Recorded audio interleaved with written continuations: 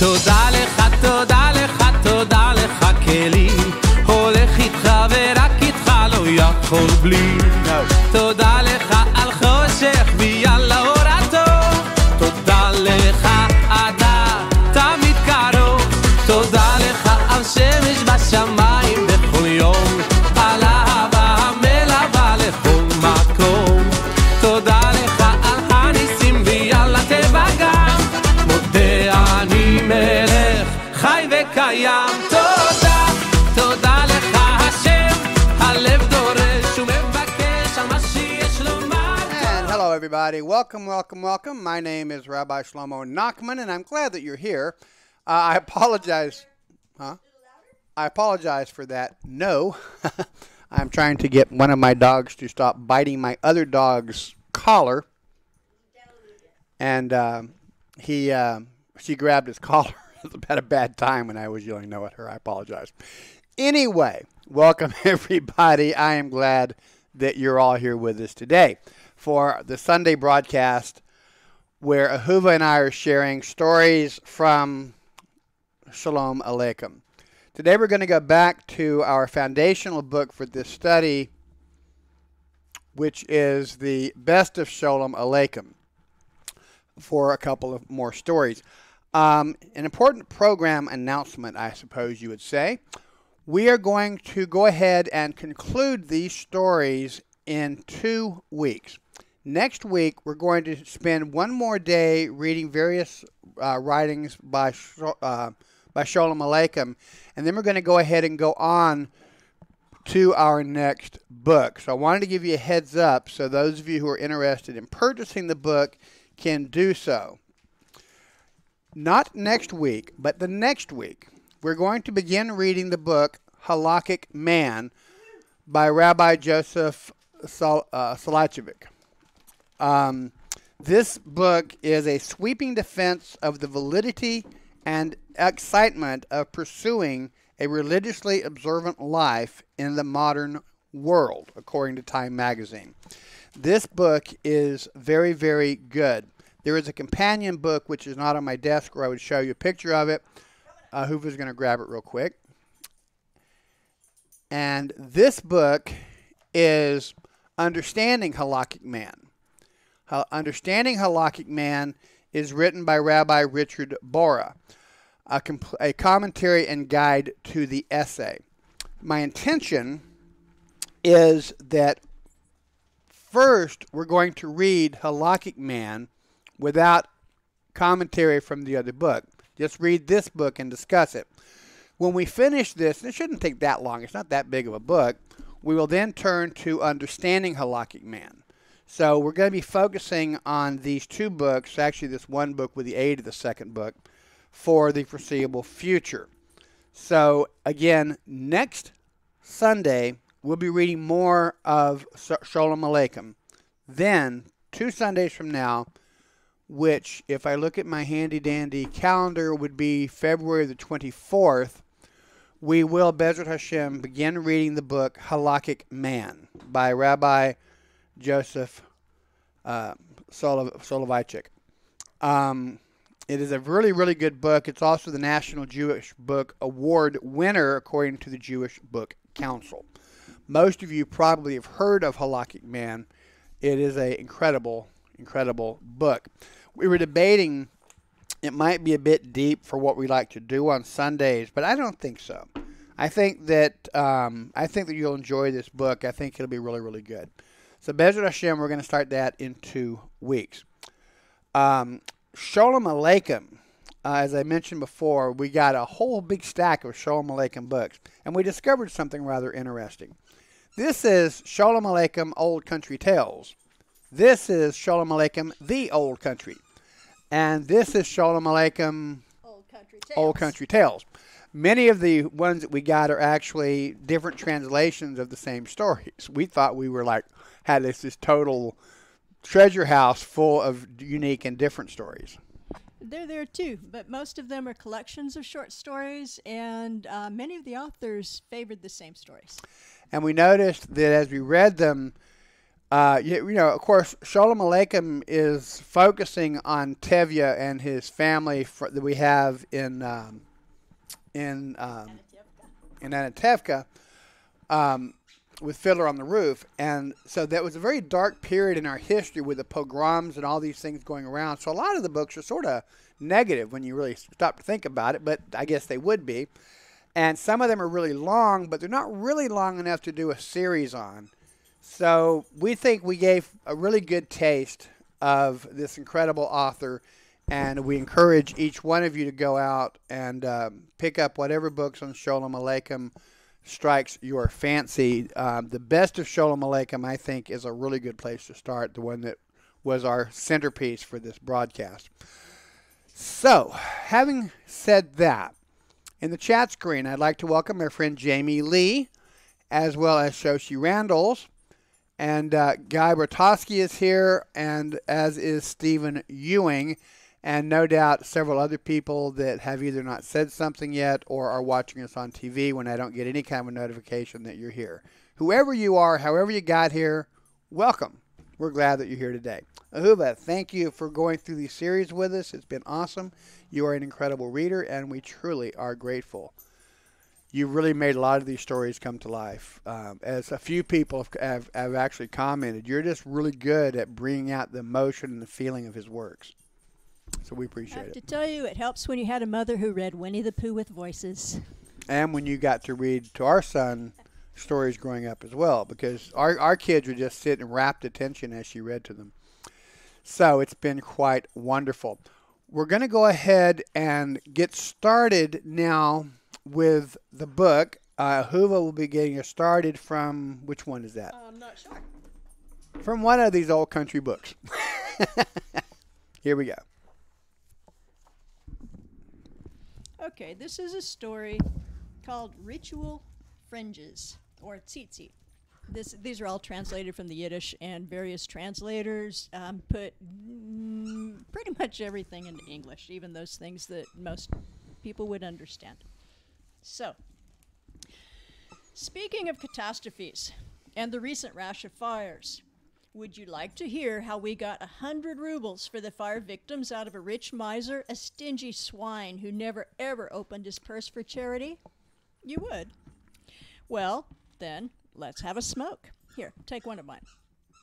During the trip, I've already described some of our town's characters.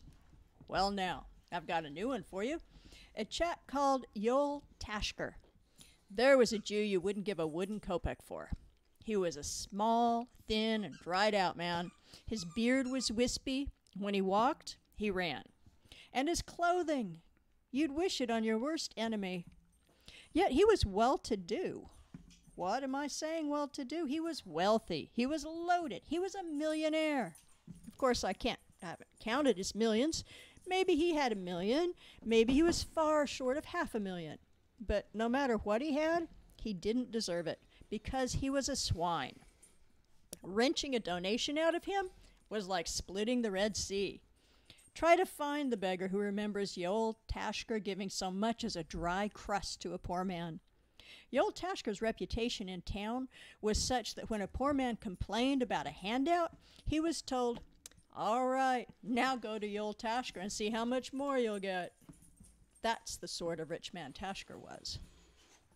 But do you think he was a robber? God forbid. Or a coarse brute? Or a low-class boor? Absolutely not. Yoel Tashker came from a respectable family. He was well-versed in the sacred texts and was quite an honest man. What belonged to the next fellow, he would not touch. So long as his possessions were left alone, he was content.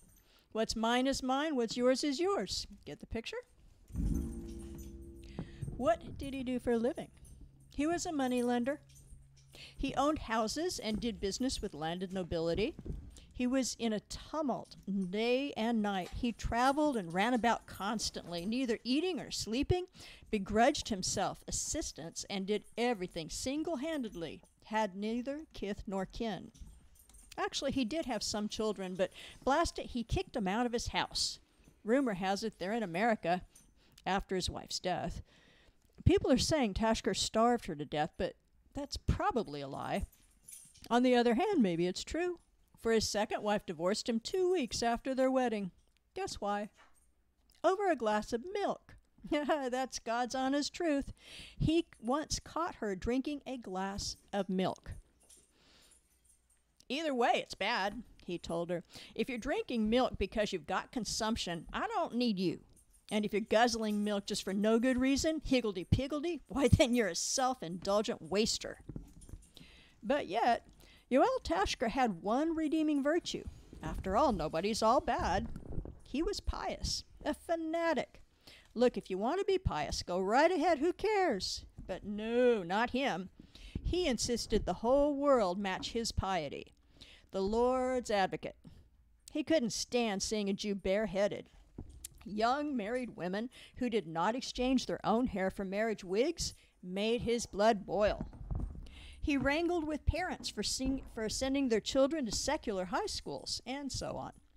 So, God saw to it he had a tenant in his house, one of those self-educated, self-styled attorneys of the old school, and not so God-fearing either. Walking around without a hat, was beardless, smoked on Shabbat. Everything as it should be. Accuse him of what you will, Kompanievich was... Boy, I was going to just fly right over that, and it didn't work. That's a big one. These stories come out of the Ukraine, and it's the old country, and he knew that his audience was kind of missing it. So Kompanievich was his name. A tall, broad-shouldered chap, slightly stooped, with sunken cheeks and shrewd eyes. Although quiet and taciturn, he was a libertine on the sly. He made more money at cards than at law. All the fine young men who fancied cards, pork sausages, and like treats came to him. Well, it's the old story. What do you care if your tenant's no saint? I'm referring to Yoel Tashker, of course, so you won't arrange a match with him. Big deal. But no, there were a number of things Tashker just couldn't tolerate. Why did they heat up the samovar on Shabbat at Kompaniyevich's place? And why did they serve a meat dinner on Tisha B'Av fast day? And why weren't the new Passover utensils ritually immersed? And so on. Tashker was incensed at his tenant, spread all sorts of slanderous reports about him, and shouted each of these accusations from the rooftops. Did you ever? The nerve of that heathen lives next door to me and heats the samovar on Shabbat. Hearing this, the following Shabbat, Kompanievich heated up 2 samovars, which made Yoel froth at the mouth. Imagine, he nearly got a stroke. You idiot! Evict him from the house, and you'll be rid of the plague. Nothing doing, Tashker said. He is a good tenant. Paid the best rent. All right. I've introduced you to the 2 characters. Now, I must bring in a third, Froike the Scamp, who also plays a role in this story. That is, the entire story actually revolves around him. This is the sort of character Froike was. He was a young man whom folks call a hail fellow well met. Imagine, half Hasid, half French. Rigged out in a long gabardine, but a modern beret. White shirt, red tie, yet he wore a pair of ritual fringes under his shirt, and one of the 4 fringes was always visible. What's more, there were rumors in town about him and a young married woman. Yet, he always made a beeline for the synagogue. In a word, he was the sort of character we call a pious fraud. He was a money broker, a middleman for ready cash, loans, and signed notes. Thousands upon thousands of rubles went through Froike's hands. There was no one whom Tashker trusted as much as Froike. When it came to a loan, Tashker was scared to let 100 rubles out of his hands. But as soon as Froike approved the loan, no more questions were asked. But do you think Froike was such a saint in money matters? That I won't guarantee. He was a shrewd little bastard, cunning and wily, and an impudent brat to boot. Falling victim to his barbed tongue was like falling headlong into hell. Now you know why he was nicknamed Froike the Scamp, although his real name was Ephraim Katz. Now, you got a sum total of 3 characters. So, listen to what happened. The summer conflagrations began, and, God save us, an entire town, Drazny, was burned to the ground. Then began the outcries, letters and telegrams asking everyone to quickly send whatever help they could, for an entire community of Jews was starving and homeless. Naturally, a storm broke out in our village. Fellow Jews, good-hearted people, why are we silent? Why don't we do something? In short, we sent a delegation around town to collect contributions. Who were the delegates? The foremost citizens of town. Me, of course, and 2 to 3 other reputable householders, including Froike the Scamp, because for such matters, you had to have someone with lots of cheek. So we took a kerchief and went around collecting from door to door. Where first? Naturally to the rich men. So we came to Yael Tashker. Good morning, Reb Yael. Good morning, and have a good day. What's the good word? Have a seat. Very fine reception. Couldn't be any finer. Tashker, for your information, was a very hospitable person. If you came to his house, he'd welcome you as his guest, order a chair to be brought for you, and ask you to be seated. He'd even chat pleasantly with you as long as you did not talk about money. Mention money, and his face changed color. One eye developed a sudden tic, and his left cheek contracted as though he had had a stroke. It was a pity to look at him then, I tell you. All right, where are we? Oh, yeah. So the delegation came to Tashker. Good morning, Reb Yael. Good morning and good day. Have a seat. What's the good word? We came to ask you for a donation. One eye promptly began to twitch, and his cheek, God save me, contracted. A donation? Suddenly, out of the blue, a donation? At which glib-tongued Froike said, It is a very special donation, Reb Yael. Quite an urgent matter. You probably heard about it. An entire town, Drazny, burned to the ground. Really? Drazny burned down? Oh, me. I'm woebegone. I've got so much money invested there. Oh, I'm ruined.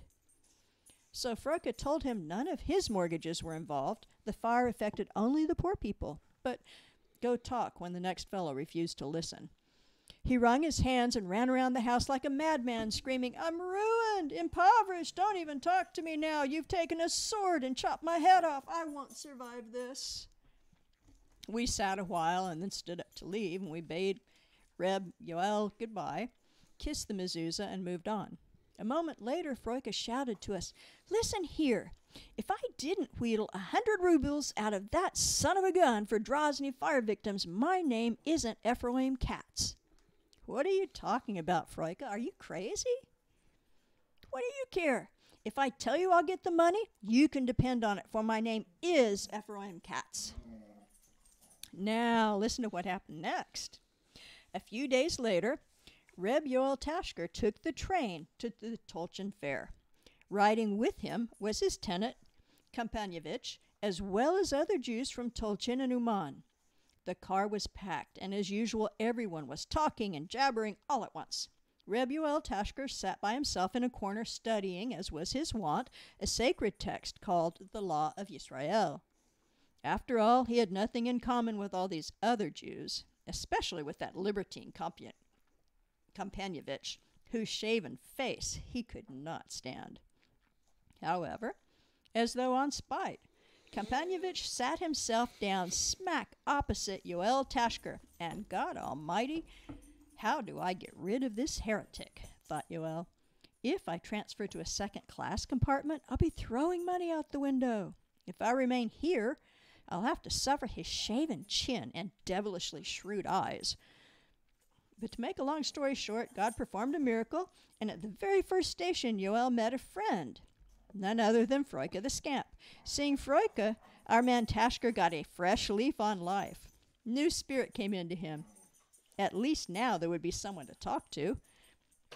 Well, where are you bound to? Where are you going? And so they began talking at random about last year's snow, noodles, attics, onions, pie in the sky. Soon they hit upon a subject quite to Tashker's taste. Modern children, idle young men, dissolute daughters, an immoral world. Froika jumbled together an old story about some young wife from Uman who ran off with an officer, an incident of a man who had married in 2 towns, and a third tale of a youngster who had struck his father when the latter beat him for refusing to don tefillin. Struck his father? His own father? This caused a hullabaloo in the car. Everyone became excited, most of all Yoel Tashker. Just what I've been saying all along. It's an immoral world, I will tell you, said Yoel. Jewish children refuse to pray, refuse to put on tefillin. Tefillin I can overlook, the hitherto silent Kompanievich suddenly exclaimed. It's all the same, whether you put them on or not. It doesn't bother me. What bothers me more is tzitzit. What burns me up is the fact that nowadays youngsters don't wear ritual fringes. Tefillin, yeah, okay, there's something of a task. They have to be put on, they have to be taken off. But wearing a pair of tefillin under a shirt? Tzitzit. Who would even notice? Oh, I said tefillin. Oops. Tzitzit. Sorry. Thank you. Wearing a pair of tefillin. No, I did it again. Wearing a pair of tzitzit under a shirt? Who'd even notice? Thus sermonized the free thinker Kompanievich in a soft, deliberate, and serious manner. Tashker could not have been more surprised if a thunderbolt had struck the train and overturned it. What's up? He thought. Has Messiah arrived? This pork glutter talking about tzitzit? Then he said aloud, not to Kompanievich, but to Froika, well, what do you say to this plaster saint? Huh? Him talking about tzitzit. Why not? Said Froika, faking complete naivety. Isn't this gentleman Jewish too? This last remark was more than Tashker could bear. First of all, what do you mean by calling him gentleman? And second of all, what sort of Jew is Kompanievich? Some Jew. A Jew who heats up a samovar in Shabbat. A Jew who gorges upon meat during the Tisha B'Av fast. A Jew who doesn't even immerse his utensils for Passover. Is that the sort of Jew who's preaching to us about tzitzit? So what? Said Froika, once again faking naivety. What's one thing got to do with another, Reb Yoel? A Jew like Kompanievich may be as irreligious as you imagine, but if he wears tzitzit under his shirt, I see no wrong in it. Who, that beardless one? Poor Tashker screamed. That libertine? That sinner against the God of Israel? Everyone fell silent and stared at Kompanievich. The latter didn't say a word. Neither did Froika the scamp. Then Froika jumped up like a man determined to risk his neck. You know what, Reb Yoel? My view is that we simply cannot assess the moral value of a Jewish soul. If a Jew talks about tzitzit, he's probably wearing them. Look, I'm willing to put up 100 rubles for the Drozny fire victims. Put up 100 yourself, and let's beg the gentleman's pardon. It's your tenant, Kompanievich, I'm talking about. And ask him to unbutton his gabardine and shirt and show us if he's wearing tzitzit or not. Right, yes, cried the passengers excitedly, discussing the turn of events. Soon there was quite a merry to-do in the car. Only one man was unperturbed by it all, Kompanievich. He sat there like a perfect stranger, as though he weren't the subject of the fuss at all. And what about our man Tashker? Sweat poured out of him. He looked like a corpse. He had never even bet a kopeck in his life, and now suddenly he was being asked to put up 100 rubles. What would happen, thought Tashker, if, God forbid, heaven forbid, that rascal actually did wear tzitzit? But on the other hand, could it be that Kompanievich, that apostate, may I get a good solid migraine if he wears tzitzit? Yet Yoel screwed up his courage, unbuckled his money bag, and withdrew a 100-ruble note. 2 reputable Jews were then chosen to hold the money. Now everyone turned to Kompanievich to ask him to remove, but where? What? When? Fiddlesticks. Who am I, a schoolboy? Kompanyevich said. Or a traveling clown? What are you talking about? Expect me to undress all of a sudden here in a train in the middle of the day and show my naked chest to a host of Jews? Hearing such talk, our Manuel Taschker began to swell with pride. Aha! He said to Froike, beaming. Who's right, me or you? Boy, do I know these characters, and that Jew's got nerve to talk about seat. Ha ha ha. Well, we were in a pickle. So the crowd began berating Kompanyevich. It's not fair. After all, it's an important matter. It's got to be one way or another. Consider it. In either case, there's 100 rubles for the unfortunate fire victims. The unfortunate fire victims, Yoel Taschker echoed without looking at Kompanyevich. Men, women, and children, poor souls, are sleeping under open skies, they pleaded with Kompanyevich. Poor souls, under open skies, Yoel Taschker repeated. How can a Jew be so heartless? So heartless, echoed Yoel Taschker. To make a long story short, they finally managed to convince Kompanyevich to unbutton his gabardine jacket and shirt. Just imagine what they saw. That character, Kompanyevich, actually wore a pair of tzitzit underneath his shirt. And what a pair it was! Large and 100% traditional. It was made of blue wool with oversized, finely twined rabbinic fringes. A pair of tzitzit to remember. Only such a rascal as Froike the Scamp could have pulled a stunt like that. True, he lost Yoel Taschker as a customer, and to this very day Froike dare not show his face to him. But nevertheless, Froike squeezed 100 rubles out of Taschker for the Drozhny fire victims. Believe it or not, 100 rubles. And do you know who from? From a rich miser, a swine who had never, ever opened up his purse for charity, had never even given a dry crust to a poor man. Now, doesn't he deserve to die a miserable death? I mean, Froike, of course. Wow. Interesting story. It did remind me, by the way, of I once asked a question of Rabbi Shlomo Nachman whether or not it was appropriate for a Jew who was not that particular in his observance to wear payas and tzitzit. And the answer I just absolutely loved, and his answer has sort of guided me in my thinking on these topics ever since. He said, we have a lot of rules, so many rules. If a Jew observes any of the rule, we should be very happy. There are people who say that you shouldn't have payas, you shouldn't wear tzitzit unless you're 100% kosher or what have you. Shomer Shabbos. Shomer Shabbos and everything else. And Shlomo Nachman disagreed. And I totally share his opinion. If you can do anything, any step towards Hashem, take that step. Hashem is quite merciful.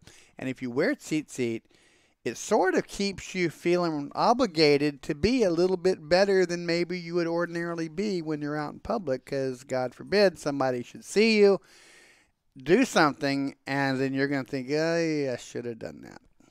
I'm not saying that one that we talked about in there. Yeah. Okay, talk for a minute. We had a bookmark, the one that I was going to read next, and I do not see that bookmark in the correct place. But while she looks that up, I hope these stories really are blessing you, because they're not simply stories.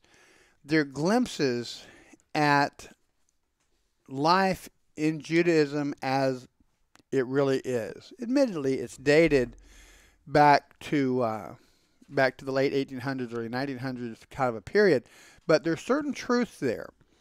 For instance, some Jews wear their tzitzit hanging out of their shirts. Some Jews, however, keep them tucked into their shirts. Both are accepted halakhically. We have to decide as Jews how it is that we're going to observe the commandments of Hashem, how we're going to live our Judaism. And there's simply too many people who are always just too ready to tell you you're not doing it right.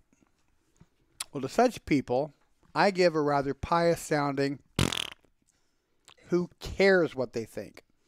Your relationship with Hashem is between you and Hashem. Period. Don't let anybody tell you that you're not good enough to do something or that you're too good to observe some mitzvah. It is between you and Hashem. And my strong advice and encouragement is that you take it personally rather than sort of walking in lockstep because someone else said that's how you're supposed to do it. It's between you and Hashem and no one else. I'm going to now read a story called Tevye Wins a Fortune. It is from this book, The Old Country, which is translated by Crown Publishers and Julius and Francis Butwin.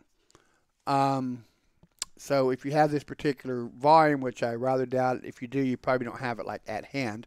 But I'm going to start reading on page 21. Tevye Wins a Fortune. Psalm 113:7 says, "Who raiseth up the poor out of the dust, and lifteth up the needy out of the dunghill." Baruch Hashem, our God, does these things. If you were destined to draw the winning ticket in the lottery, Mr. Sholom Aleichem, it will come right into your hand without your having to ask for it. As King David says, "It never rains, but it pours." You don't need wisdom or skill, and on the contrary, if you're not inscribed as a winner in the books of the angels, you can talk yourself blue in the face, and it won't help you a bit. The Talmud is right when it says, "You can lead a horse to water, but you cannot make him drink." A person slaves, wears himself to the bone, but he gets nowhere. He might as well lie down and give up his ghost. Suddenly, no one knows how or for what reason money rolls in from all sides. As the passage has it, as the good book says, relief and deliverance will come to the Jews. I don't have to explain this to you.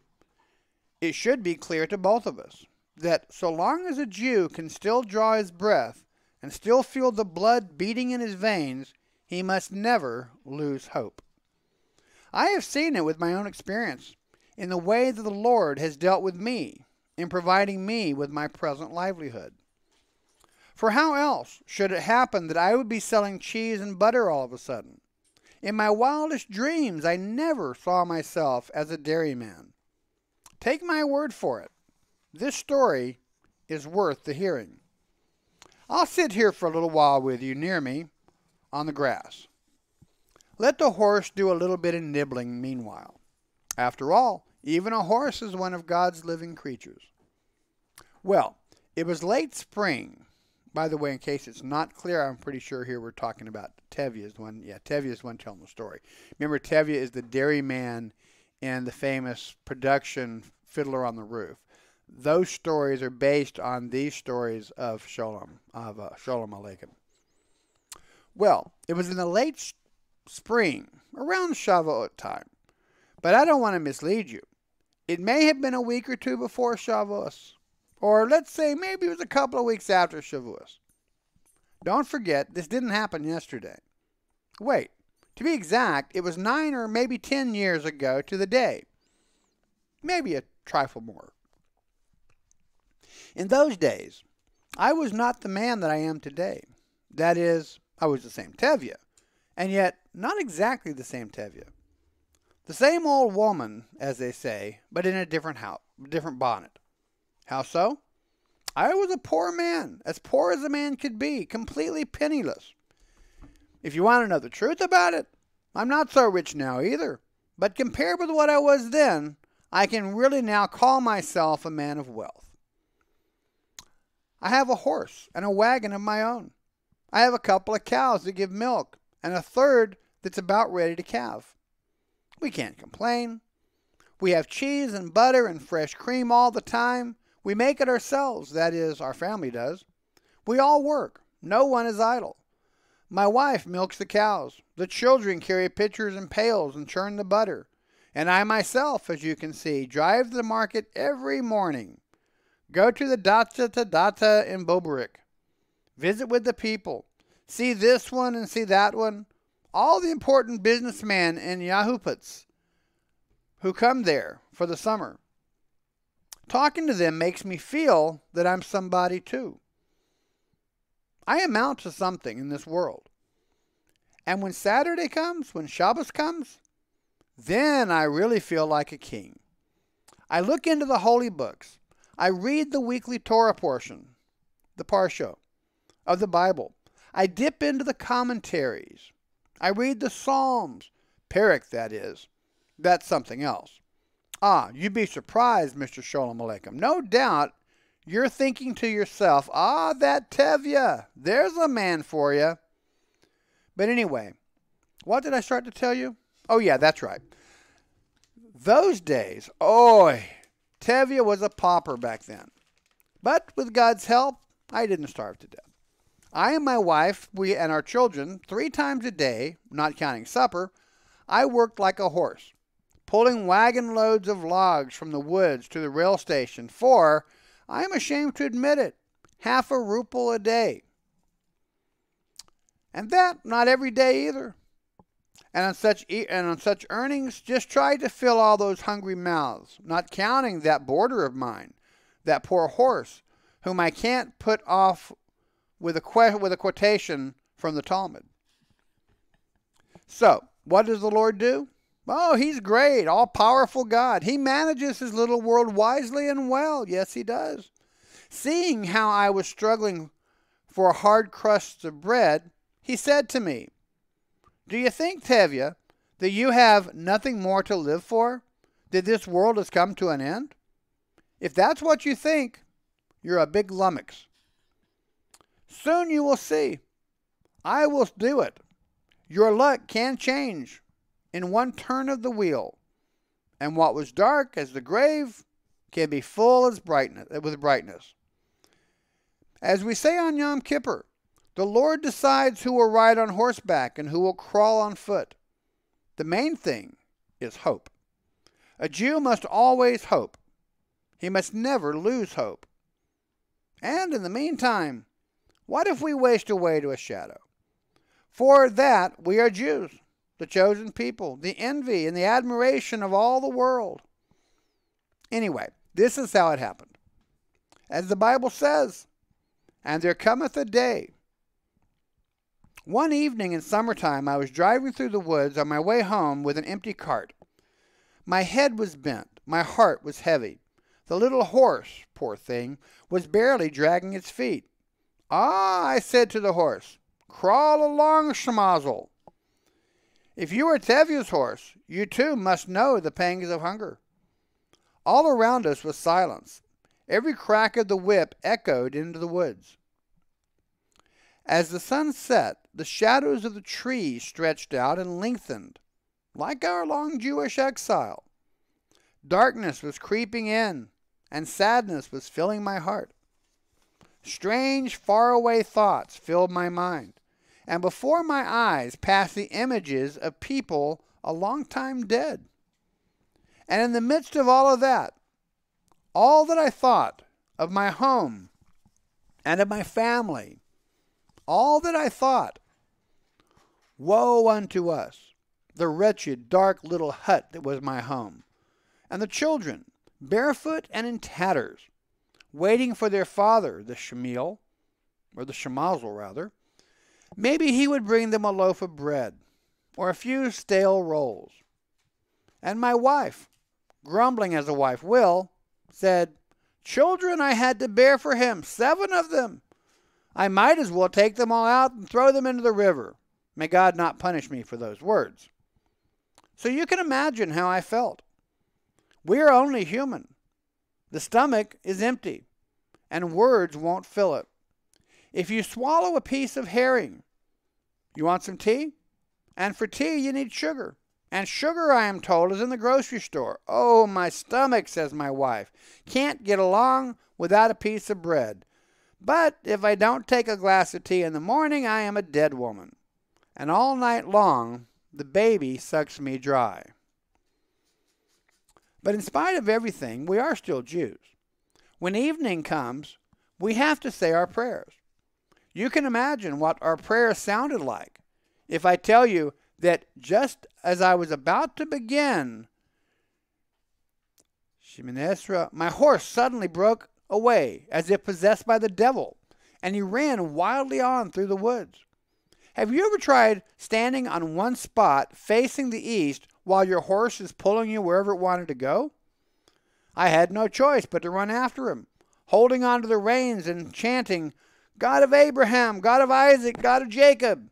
A fine way to say the prayer, the Shemoni Ezra. And just my luck, at a moment when I was in the mood to pray with feeling out of the depths of my heart, hoping that it would lift my spirits. So, there I was, running after the wagon and chanting at the top of my lungs as if I were a cantor in a synagogue. Thou sustaineth the living with loving kindness, and sometimes with a little food, and keepest thy faith with them that sleep in the dust. The dead are not the only ones who lie in the dust here. Oi, how long we the living are laid, what hells we must go through. And I don't mean the rich people of Yehupitz who spend their summers at the dachas of Boiberek, eating and drinking and living off the fat of the land. Oh, no. Oh, Heavenly Father, why does this have to happen to Tevye? Am I not as good as the others? Help me, dear God. Continuing the prayer, look upon our afflictions. Look down, God, dear God. See how we struggle and how we come to the aid of us poor people. Because who will look out for us if you don't? And I continue my prayer, heal us, O Lord, and we shall be healed. Send us the cure. We have the ailment already. Bless this year for us, O Lord our God, with all kinds of produce, some corn and wheat and every other grain. And if you would do that, well, I get anything out of it, Shlamazel, that am I. For instance, what difference does it make to my poor horse whether he has oats or deer or chip? But that's enough. It's related to the comment. Oh God, you don't ask questions. If you're one of the chosen people, you must see the good in everything. And you must say, this too is for the best. God must have willed it so. I'm going to pause here just a second to find out what Ahuva is talking about here. Avira equals transgression. I had to look that Could up. it Stephen says, could it simply boil down to the issue of Avira in public is not simply a single Avira, so that it is a transgression, but that it seems automatically multiplied transgressions. Okay, I see what you're saying. It could be said that it is better to be the one who acted in public, as you are more likely to face what you have done. How many times would you commit the transgression in private before teshuvah? Does my logic make sense? This is why we must be careful to judge. The one whose transgressions are unknown can appear righteous, but the one being confronted must prove. Yeah, that's very true, Stephen. That's a great point. And I got sidetracked by reading that, so I sidetracked him. Very sorry. Hope you still have the flow of the story. No problem. We do try to maintain most of the comments, the ones that are not directly related. Well, that was related, but for after the readings, though, if that's okay. So we're on page 25 if you happen to have this particular book. So, here we go. Tevye is running through the woods trying to get his horse, and he's praying, he's talking to God. He says, but that's not enough. Of God, you don't ask questions. If you're one of the chosen people, you must see the good in everything, and you must say, this too is for the best. God must have willed it, and so we say, Baruch Hashem, for everything. And for the slanderers, let there be no hope, he continues to pray. I chant further. The slanderers, the rich scoffers who say there is no God, a fine figure they'll cut when they get there. They'll pay for their disbelief, and with interest too. For Hashem is the one who breaketh his enemies and humbleth the arrogant, as the good book says. He pays you according to your deserts. You don't trifle with Hashem. You approach him humbly. You pray to him and you beg for his mercy. You say, "Oh, merciful Father, hear our voice. Pay heed to our lamentations. Spare us, for we are hungry. Have mercy upon us. My wife and my children, too, are hungry. Accept, O Lord," he continues the prayer, "thy people Israel in their prayer, even as you did in the days of the holy temple, when the priests and the Levites," and he keeps praying. Suddenly the horse stops, and I hurried to finish my Shemoni Ezra. I lifted my eyes, and behold, two mysterious creatures are coming towards me out of the forest, distinguished, or at least dressed, in the strangest fashion. Thieves, I think. But I correct myself at once. "What is the matter with you, Tevye? You've just been davening, driving through the forest for so many years, by day and by night. Why should you suddenly begin to worry about thieves?" And swinging my whip over my head, I yelled at the horse, "Giddy up!" "Mister," one of the two creatures calls out to me. "Stop! Please stop! Don't run away, mister. We won't do you any harm." It's an evil spirit, I say to myself. And a second later, "You ox, Tevye, you ass. Why should evil spirits come to you all of a sudden?" So I stopped the horse. I looked the creatures over from head to foot. They look like ordinary women. One is elderly with a silk shawl on her head, and the other, the younger one, with a shtitel. Both flushed and out of breath. "Good evening," I cry out, trying to sound cheerful. "Look who's here. What is it that you want? If you want to buy something, all I have is a gnawing stomach, a heart full of pain, a head full of worries, and all the misery and wretchedness of the world. What do you want?" "Listen to him going on," they say. "That's enough. You say one word to a man, and you get a lecture in return. There is nothing we want to buy from you. We only want to ask you a question. Do you know where the road to Boberich is?" "To Boberich," I say, and I let out a laugh, still trying to sound cheerful. "You might as well ask me if I know that my name is Tevye." "Oi, so that's what you call yourself, Tevye? Well, good evening then, Mr. Tevye. Why is it that you're laughing?" "We are strangers here. We are from Yehupitz, and we are staying at a dacha in Boiberich. This morning we went out together for a short walk in the woods, and we've been wandering ever since, going round and around in circles. A little while ago we heard someone singing in the forest. At first we thought maybe it was a highwayman, but then when we came closer we saw that it was only you, so we felt relieved. Now do you understand?" "Ha ha!" I laughed. "A fine highwayman I'd make. Have you ever heard the story of the Jewish highwayman who waylaid a traveler in the forest and demanded a pinch of snuff?" "If you'd like, I could tell you this." "Leave it for some other time, please," they said. "Right now, please show us the way back to Boiberich." "To Boiberich?" I say again. "Why, this is the way to Boiberich. Even if you don't want to go, you couldn't help getting there if you go down this path." "Oh," they said, "is it far?" "Nah, not so far. Only a few versts. That is, 5 or 6, maybe 7, but certainly no more than 8. 8 versts," they both cry out, wringing their hands, and all but bursting into tears. "Do you know what you're saying? Only 8 versts?" "What do you want me to do about it?" I asked. "If it were up to me, I'd have made it a little shorter. But people have to have all sorts of experiences. How would you like to be in a carriage crawling up a hill through mud in a heavy rain late Friday afternoon and almost time to light the Sabbath candles? Your hands are numb, you're feeling faint with hunger, and crash, your axle breaks. You're talking like a half-wit," they said. "You must be out of your head. Why do you tell us these old wives' tales? We're too tired to take another step. We've had nothing to eat all day except a glass of coffee and a butter roll in the morning. And you here come bothering us with these foolish tales?" "Well, that's different," I told them. You can't expect a person to dance before he's eaten. The taste of hunger is something I understand very well. You don't have to explain it to Tevye. It's quite possible that I haven't even seen a cup of coffee or a butter roll for the past year.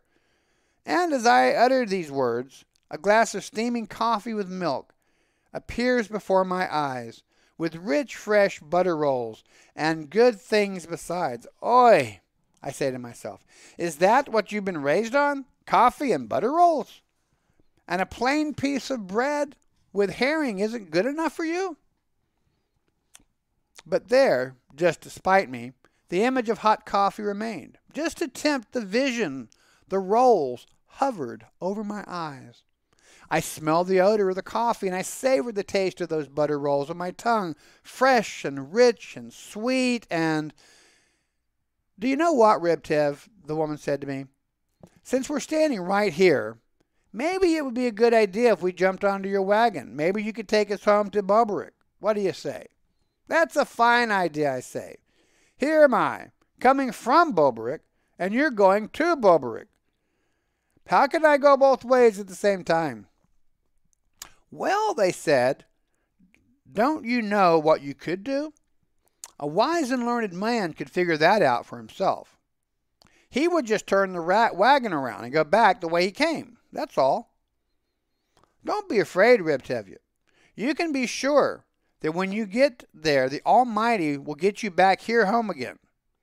We'll see to it that your kindness won't go unrewarded. They're talking Chaldaic, I told myself. I don't understand them. What do they mean? And the thought of witches and evil spirits and goblins returned to my mind. Dummy, what are you standing there for, I say to myself. Jump onto that wagon of yours, show your horse the whip, and get away from here as quickly as you can.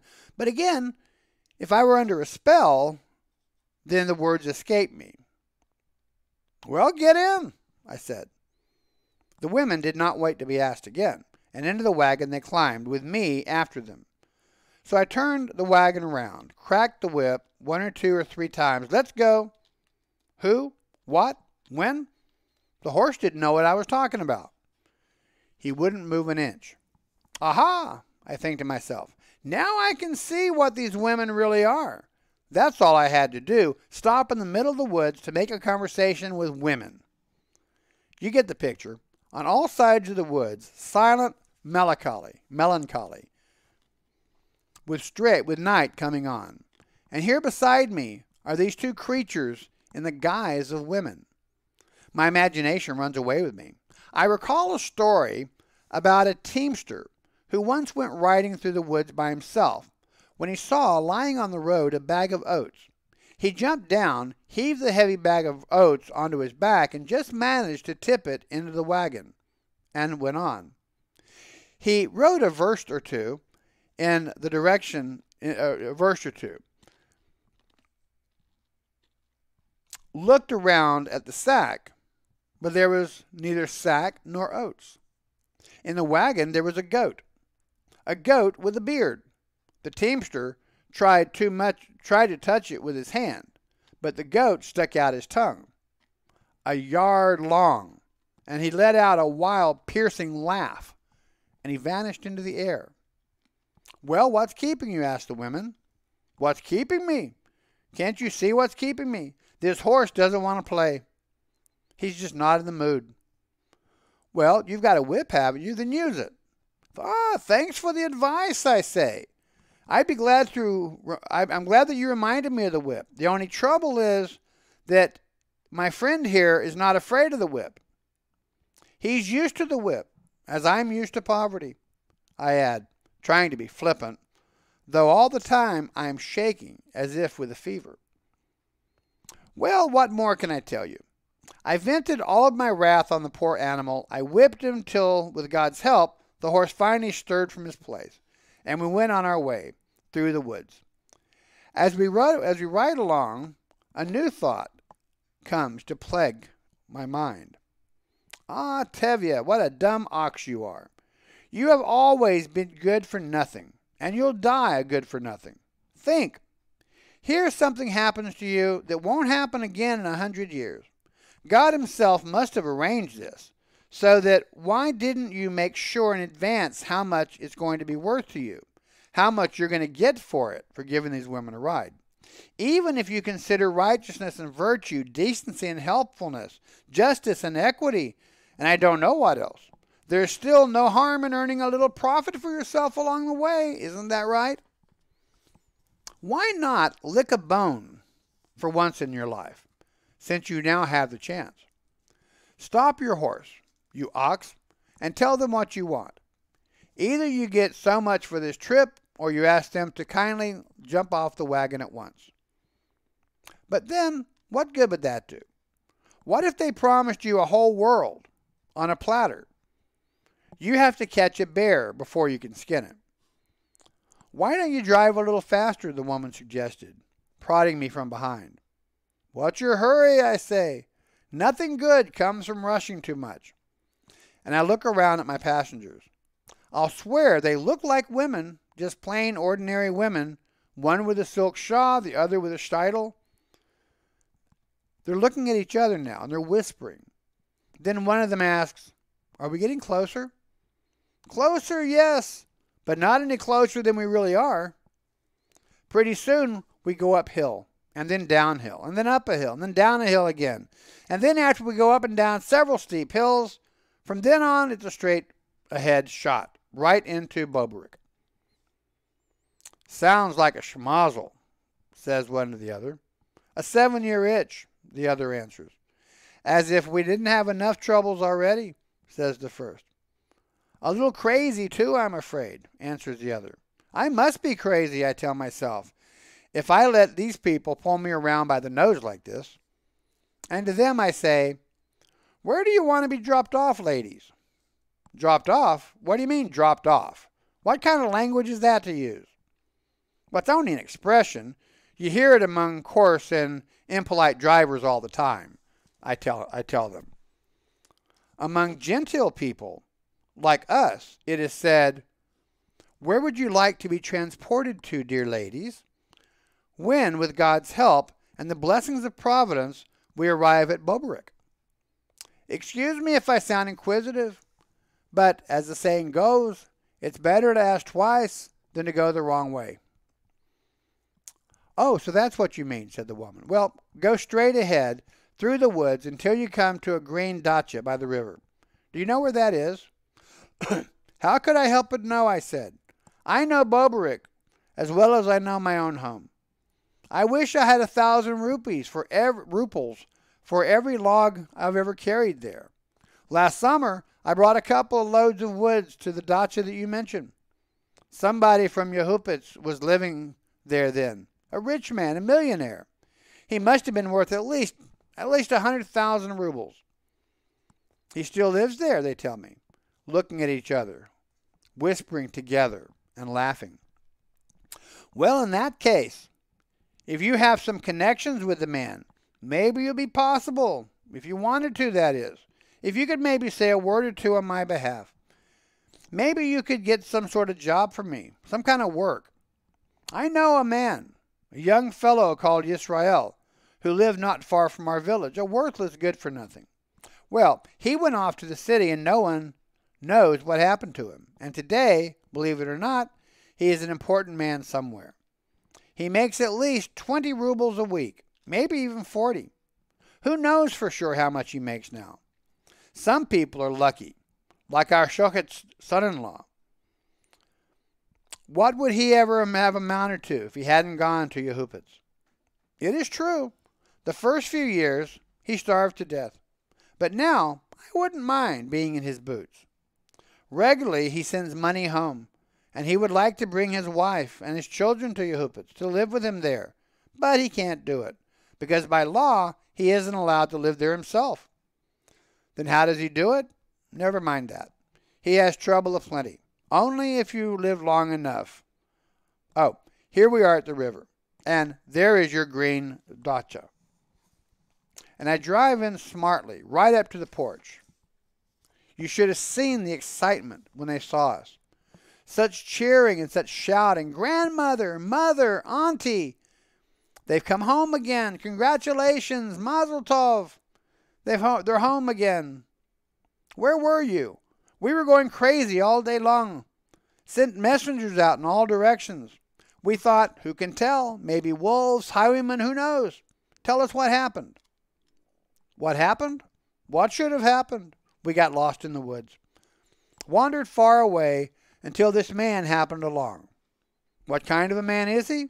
He's a schmozzle, with a horse and a wagon. Took a little coaxing, but here we are. Of all the horrible things, it's a dream, it's a nightmare. Just the two of you, without a guide. Oh, thank God you're safe. To make a long story short, they brought out lamps onto the porch, spread a table, and began bringing things out. Hot samovars, tea, glasses, sugar, preserves, and fresh pastry that I could smell from even where I was standing. After that, all kinds of food. Fat, rich soups, roast beef, goose, the best of wines, and salads. I stood there at the edge of the porch looking at them from a distance and thinking, what a wonderful life these people of Yehupitz must live. Praise the Lord. Baruch Hashem. I wouldn't mind living like that myself. What these people drop on the floor would be enough to feed my starving children all week long. O God, all-powerful and all-merciful, great and good, kind and just, how does it happen to some people that you give them everything, and to others, nothing?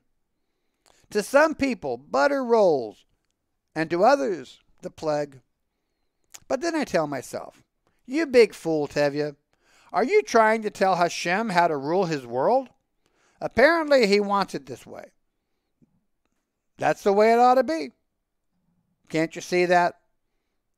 If it should have been different, it would have been different. And yet, what would have been so wrong to have it different? True, we are slaves in Pharaoh's day too. That's why we are the chosen people. That's why we must have faith and hope. Emunah. I added that. Faith, first of all, in God. And hope that maybe in time, with his help, things will all become just a little bit better. But then I hear someone say, wait, where is he? This man you mentioned. He didn't drive away already, did he? The schmozzle? God forbid. I call out from the edge of the porch. What do you think? I'd go away like this without saying anything? Good evening. Good evening to you all, and may the Lord bless you all. Eat well, and may your food agree with you. Come over here, they said to me. What are you standing over there for in the dark? Let's take a look at you. See what you're like.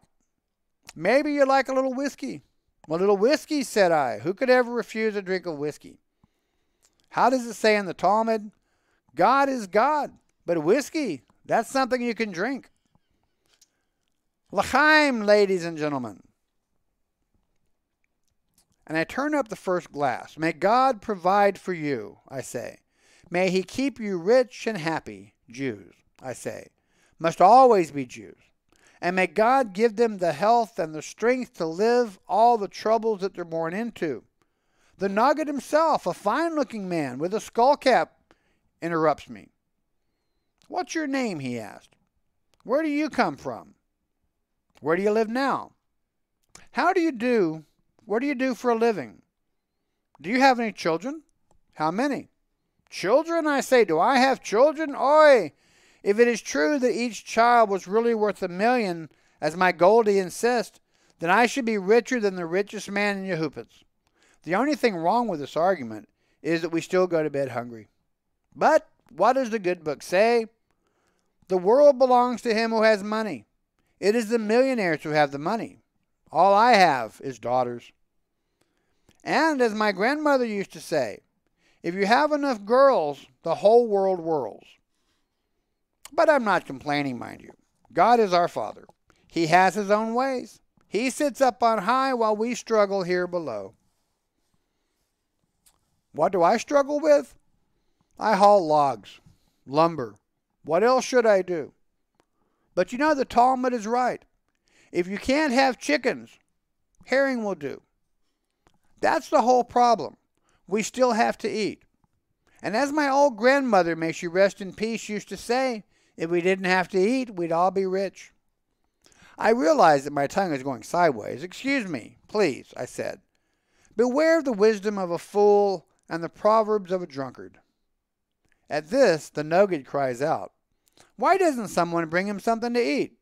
And at once the table is filled, and every kind of food, fish and fowl, and roasted wings, and giblets, and livers galore. "Won't you take something?" they say. "Come on." A sick person you ask, a healthy person you give. I say, "Thanks anyway. A little whiskey granted, but don't expect me to sit down here and eat a meal like this while at home my wife and my children are going hungry." Well, they caught on to what I was driving at, and you should have seen them start packing things up into my wagon. This one brought rolls of one fish, another a roasted chicken, tea, a package of sugar, a pot of chicken fat, a jar of preserves. "This," they say, "take home to your wife and children. And now, tell us how much you'd want pay for all that you've done for us." "How do I know what this was worth?" I say. "Whatever you think is right is right. It's a penny more, it's a penny less. I'll still be the same Tevye either way." "No," they said, "we want you to tell us yourself, Reb Tevye. And don't be afraid. We won't chop your head off." And I think to myself, what should I do? This is bad. What if I say 1 ruble when they might have been willing to give me 2? But on the other hand, what if I say 2 and they think I'm crazy? What have I done to earn that much? But my tongue slipped, and before I knew what I was saying, I cried out, 3 rubles. At this, the crowd began to laugh so hard that I wish I was dead and buried. "Excuse me if I said the wrong thing," I stammered. "A horse which has 4 feet stumbles once in a while too. So why shouldn't a man who has only 1 tongue?" Their merriment increased. They held their sides laughing. "Stop laughing, all of you," cried the man of the house. And from his pocket he took out a large purse. And from the purse he pulled out, how much do you think? Guess. A 10-ruble note, red as fire. "As I live and breathe," and he says, "this is from me. And now the rest of you dig into your pockets and give him whatever you think you should." Well, from what should I tell you? 5s and 3s and 1s began to fly across the table, and my arms and my legs trembled, and I was afraid that I was going to faint. "No, what are you standing there for?" said my host. "Gather up a few rubles, and then go home to your wife and children." "May God give you everything that you desire 10 times over," I babble, sweeping up all the money with both hands and stuffing it into my pockets. "May you have all that is good. May you have nothing but joy. And now," I say, "good night and good luck, and may God be with you and your children and your children's children and all of your relatives." But when I turned back to the wagon, the mistress of the house, the woman with the silk shawl, comes out to me. "Wait a minute, Reb Tevye. I want to give you something too. Come back tomorrow morning, if that is well with you. I have a cow, a milk cow. It was once a wonderful cow. It used to give us 24 glasses of milk a day.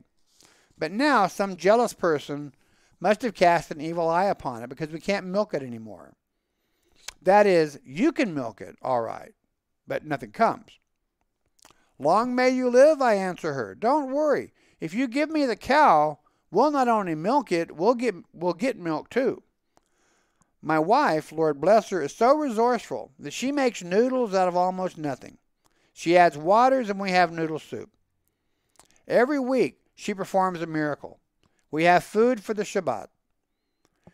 She has brought up 7 children, all girls, though she has nothing to give them for supper but a box on the ear. Excuse me, please, if I've talked too much.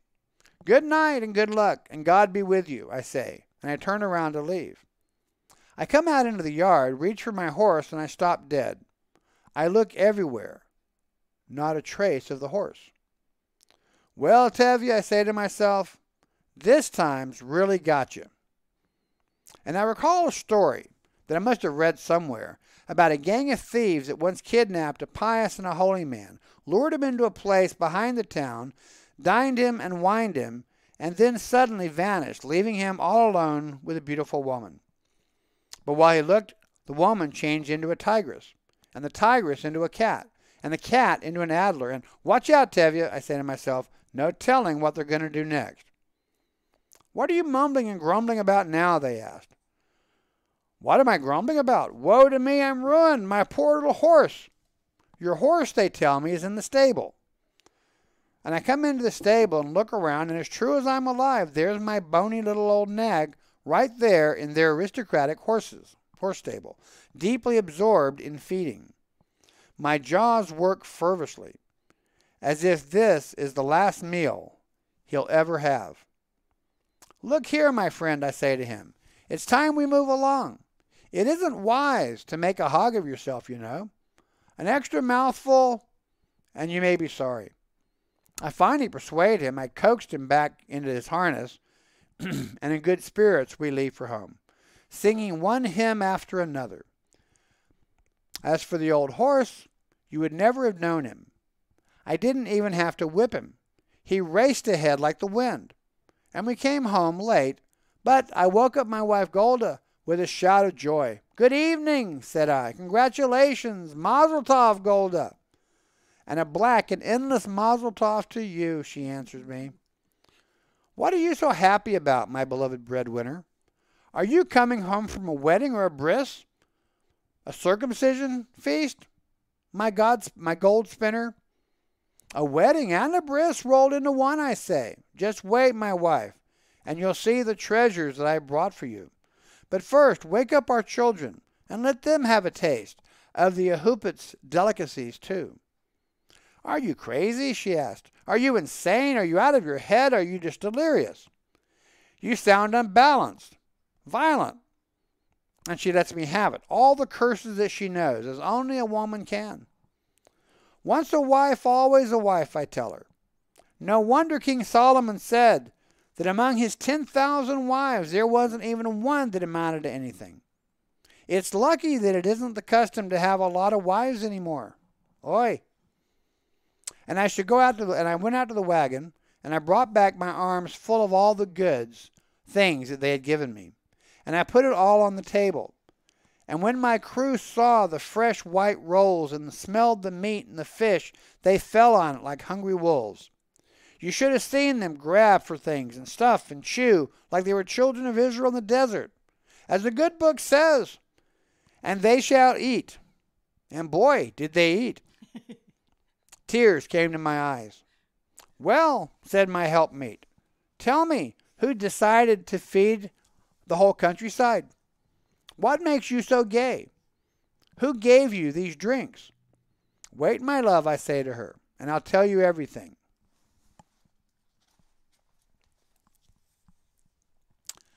But first, heat up the samovar. Then we'll all sit around the table, as people should now and then, and we'll have a little tea. We live but once, my dear. Let's celebrate. We are independent now. We have a cow that used to be good for 24 glasses of milk a day. Tomorrow morning, if the Lord permits, I'll bring her home. And look at this, my Golda. Look at this. And I pull out the green and the red and the yellow banknotes from my pocket. Come, my Golda, show us how smart you are. Tell me how much money there is here. And I look across at my wife, and she's dumbfounded. She cannot say a word. God protect you, my darling, I say to her. What are you scared of? Do you think I stole it? I'm ashamed of you, Golda. You've been Tevye's wife for so many years, and you think that of me? Silly, this is kosher money, earned honestly with my own wit and my own labor. I rescued these two women from great misfortune. If it was not for me, I don't know what would have become of them. So I told her everything from A to Z, the whole story of my wanderings, as she counted out the money over and over again. There were 18 rubles for good luck, you know, another 18 for more good luck, and one besides that, in all 37 rubles. And Golda began to cry. "What are you crying for, foolish woman?" I asked. "How can I help but crying when my tears won't stop? When your heart is so full that your eyes run over? May God help me, Tevye. My heart told me that you would come home with good news. I can't remember when I last saw my grandmother Tzeitel, may she rest in peace, in a dream. But just before you came home, I was asleep, and suddenly I dreamed and I saw a milk pail filled to the brim, and my grandmother Tzeitel was carrying it under her apron to shield it from the evil eye, and the children were crying out, 'Mama!' 'Don't eat up all your noodles before the Sabbath,' I interrupt. 'May Grandmother Tzeitel be happy in paradise. I don't know how much she can help us right now. Let's leave that to God. He saw to it that we should have a cow of our own, so no doubt he can take care of her to give milk. Better give me some good advice, Golda. Tell me, what should I do with all this money?'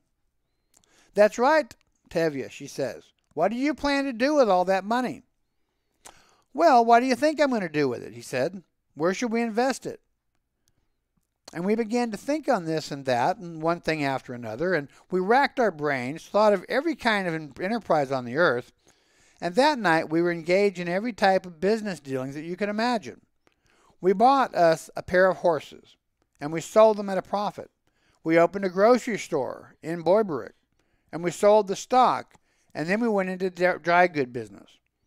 We bought an option on some woodland, and we made that into something too. Then we obtained a tax concession at Anatevye. And with that, with our earnings, we began to loan out money on mortgages. 'Be careful. Don't be reckless,' my wife warned me. 'You'll throw it all away. And before you know it, we'll have nothing left but your whip.' 'What do you want me to do?' I asked. 'Deal in grain and lose it all?'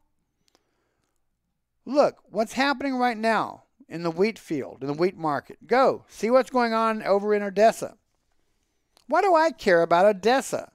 My great-grandmother was never there. And so as long as I live, I'll have my senses. My children will never be there in Odessa either.' 'Then what do you want me to do?' 'What do I want? What do you want? I want you to have some brains and not act like a fool.' 'So you're the brainy one.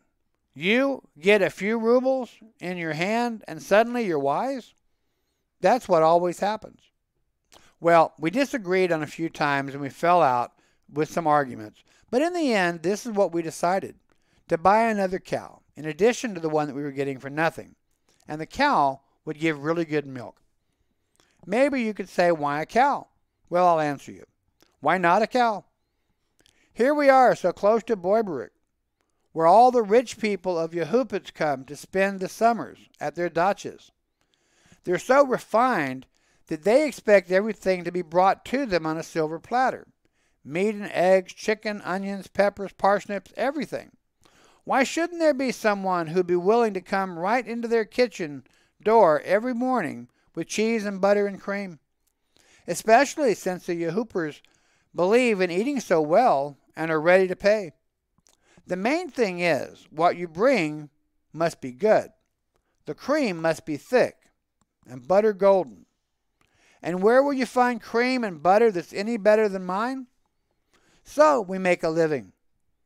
May the two of us be blessed by the Lord. As often as I am stopped by the road by important people from Yehupitz, even Russians come, and they beg me to bring them what I can spare. They say, we have heard, Tevye, that you are an upright man, even if you are a Jewish dog. Now, how often does a person get a compliment like that? Do our own people ever praise a man like that? No, all they do is envy him. When they saw Tevye having an extra cow and a new wagon, they began to rack their brains. Where did he get it? How did he get it? Maybe he's a counterfeiter. Maybe he cooks alcohol in secret. So I let them worry. Scratch your heads and rack your brains, my friends. Break your heads if you begrudge me for my small living. I don't know if you'll believe this story or not.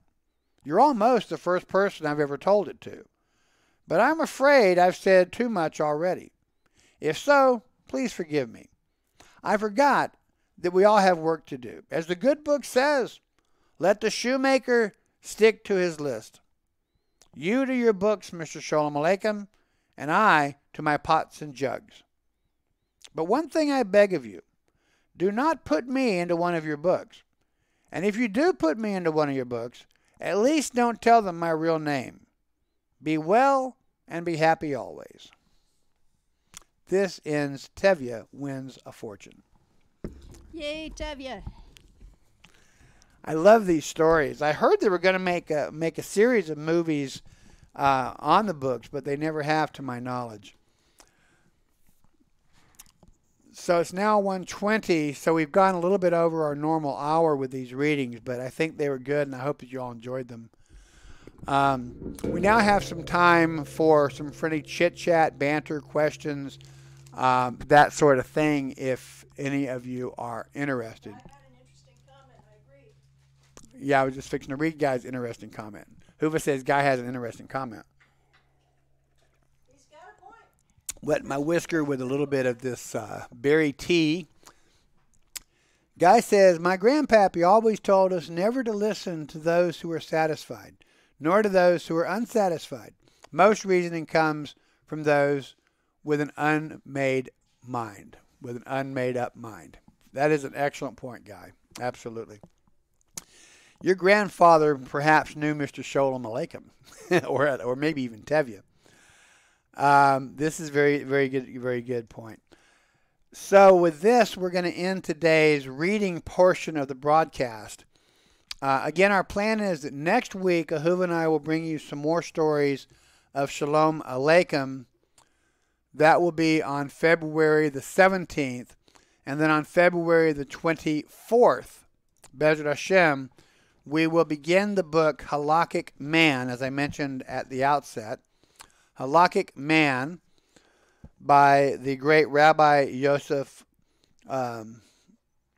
Soloveitchik. I always have a problem with his name, Soloveitchik. I don't know why I have a problem with that.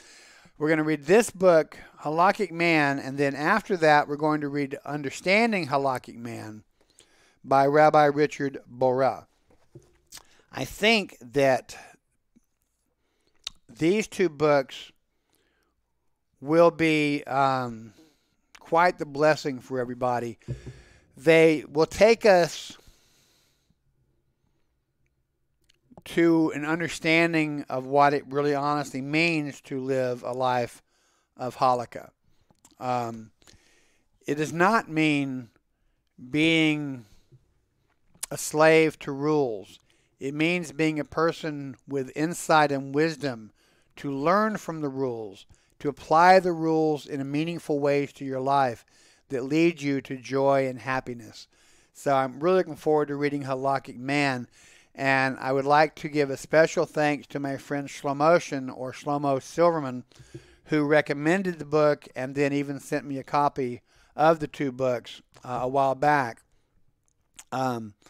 Of course, Halakhic Man is a very well-known book, but I don't think I would have wanted to read it on Sundays had he not sent me these and I hadn't taken time to read through again. The books are very deep. They contain a great amount of wisdom, but they do it in a very readable fashion. So I think that you'll all enjoy these books, as is our policy, or our, not policy, but our normal way of doing things here. We're not going to rush through the books. We're going to go gradually, and we're going to let them speak to us however they speak to us. So we will not have an end date on when we're going to finish these books.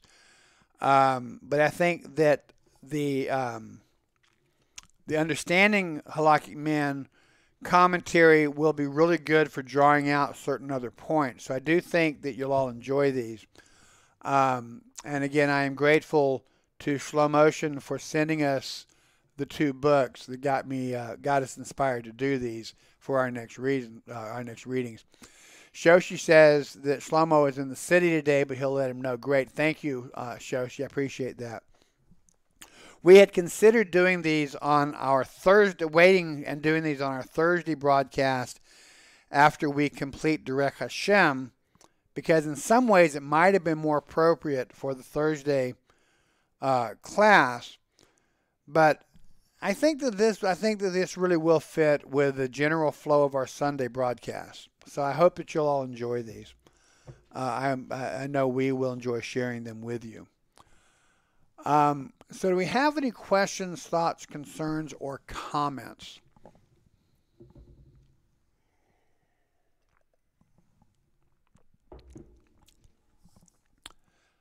Plan-wise, today, between roughly 6 to 7:45, we will be having our weekly fireside chat.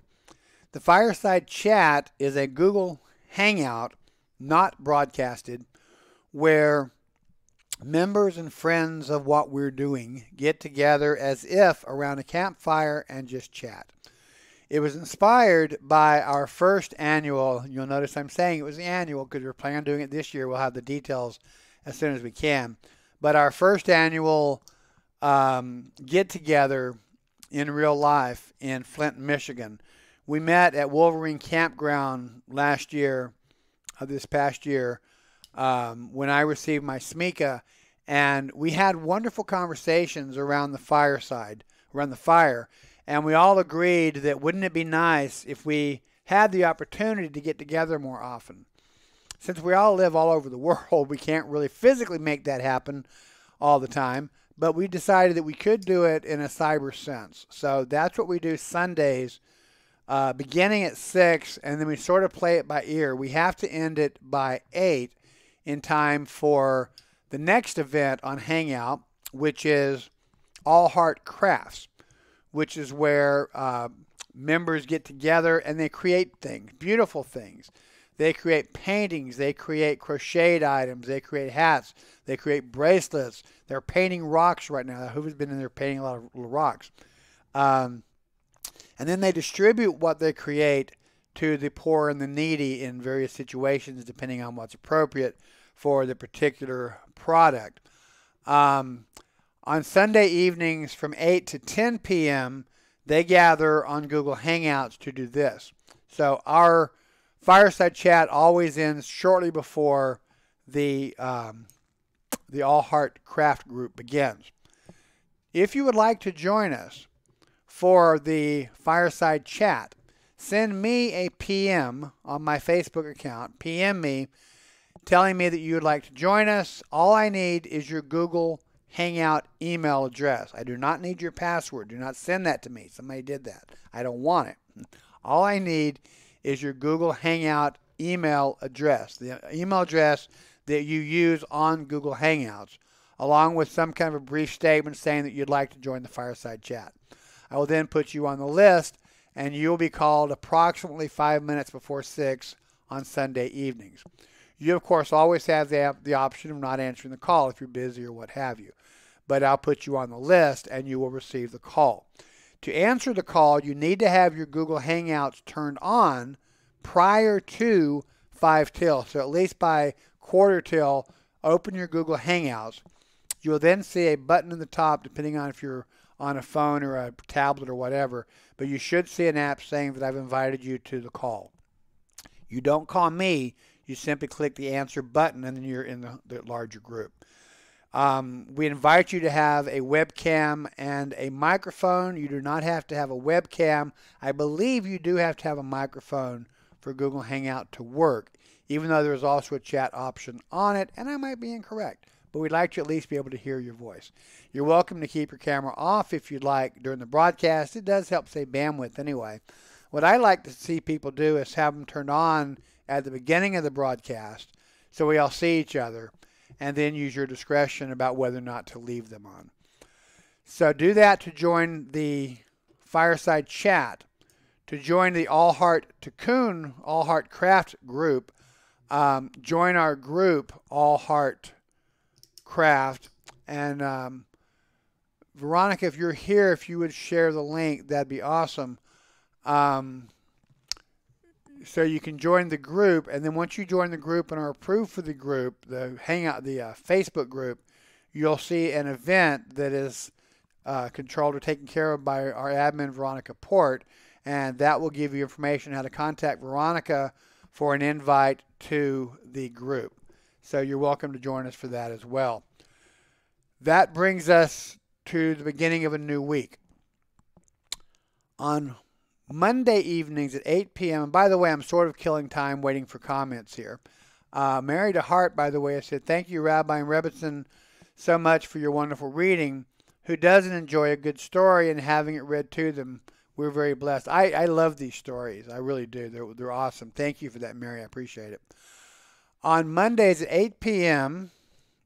on the Keruv Media Network, our Rabbi, Ariel Nachman ben Chaim on the Keruv Media Network, presents a program 8 o'clock Mondays with his lion puppet, Zeta, where Zeta shares Hasidic stories from various origins. It's a wonderful, fun show, fun time to learn and to see a puppet master. He is a puppet master, Rabbi Abe.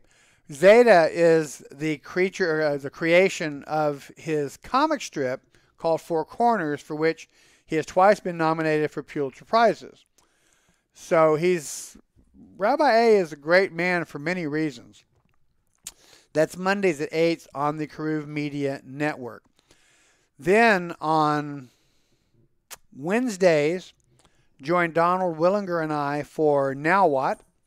The idea being that you've gotten to this point in your life, whatever that point is, now what do you do? It's mostly an open conversation forum. When we don't have guests, I read a little bit of Hasidic stories or something, and then we go into mainly open conversations. That's at noon on Wednesdays. Then on Thursdays at noon, we have Learn Amunah with Rabbi Shlomo Nachman, where we are currently studying the book Derech Hashem by the Ramchal. That also is at noon. At 8 p.m. on Thursday evenings, we have our Noahide class, One God, Seven Laws. We are currently doing a series called Does This Apply to Me? We're going to do something this Thursday night a little bit different than what we've been doing in the series. We completed the series portion that I wrote last week. This time we're going to do something, if it works, and I really hope it will. We're going to have at least 3 fluent Hebrew speakers. I'm not one of them. I've admitted it. I told you my Hebrew is but it's not that great. Rabbi Ariel Nachman ben Chaim, my Rebbe, and 2 of my dear friends, David Deutsch and another David, I'm hoping will be with us on the broadcast Thursday night at 8, where we're going to actually be looking into the Hebrew of certain words. I'm going to pick out a few key points. For instance, what does the word Echad mean? The Shema says Adonai is Echad. We translate that as one. Some people who seek to usurp our tradition means it could be one group of something. It cannot mean that by Hebrew. Unless it's modified, Echad means Echad. So I'm going to have our guest explain what Echad means and why it cannot refer to more than one. Hashem is one, Echad. And there's going to be other terms. For instance, we're going to discuss what a Ger Tzaddik is according to the Hebrew and that type of thing. So I'm going to come up with a few of these things for our panel to discuss. I would invite you also to do that. If there's a word in Hebrew that you've been pondering, what does that word really mean? Sacrifice. What's the Hebrew word for sacrifice really mean? What does the Hebrew word for this or for that really mean? Make a note so you don't forget and bring it up with us to the class on Thursday evening. We're going to be spending Thursday evening discussing what Hebrew terms, significant Hebrew terms, mean. I think it should be a really interesting and informative broadcast. Thursday night at 8 p.m.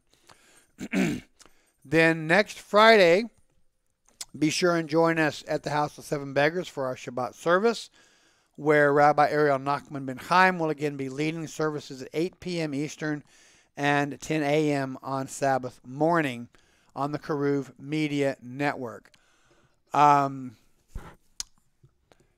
So that's what we have for that. I don't think Veronica is here. I knew I hadn't seen her, so I'm going to see if I can grab a few of those links to help people find what we're doing.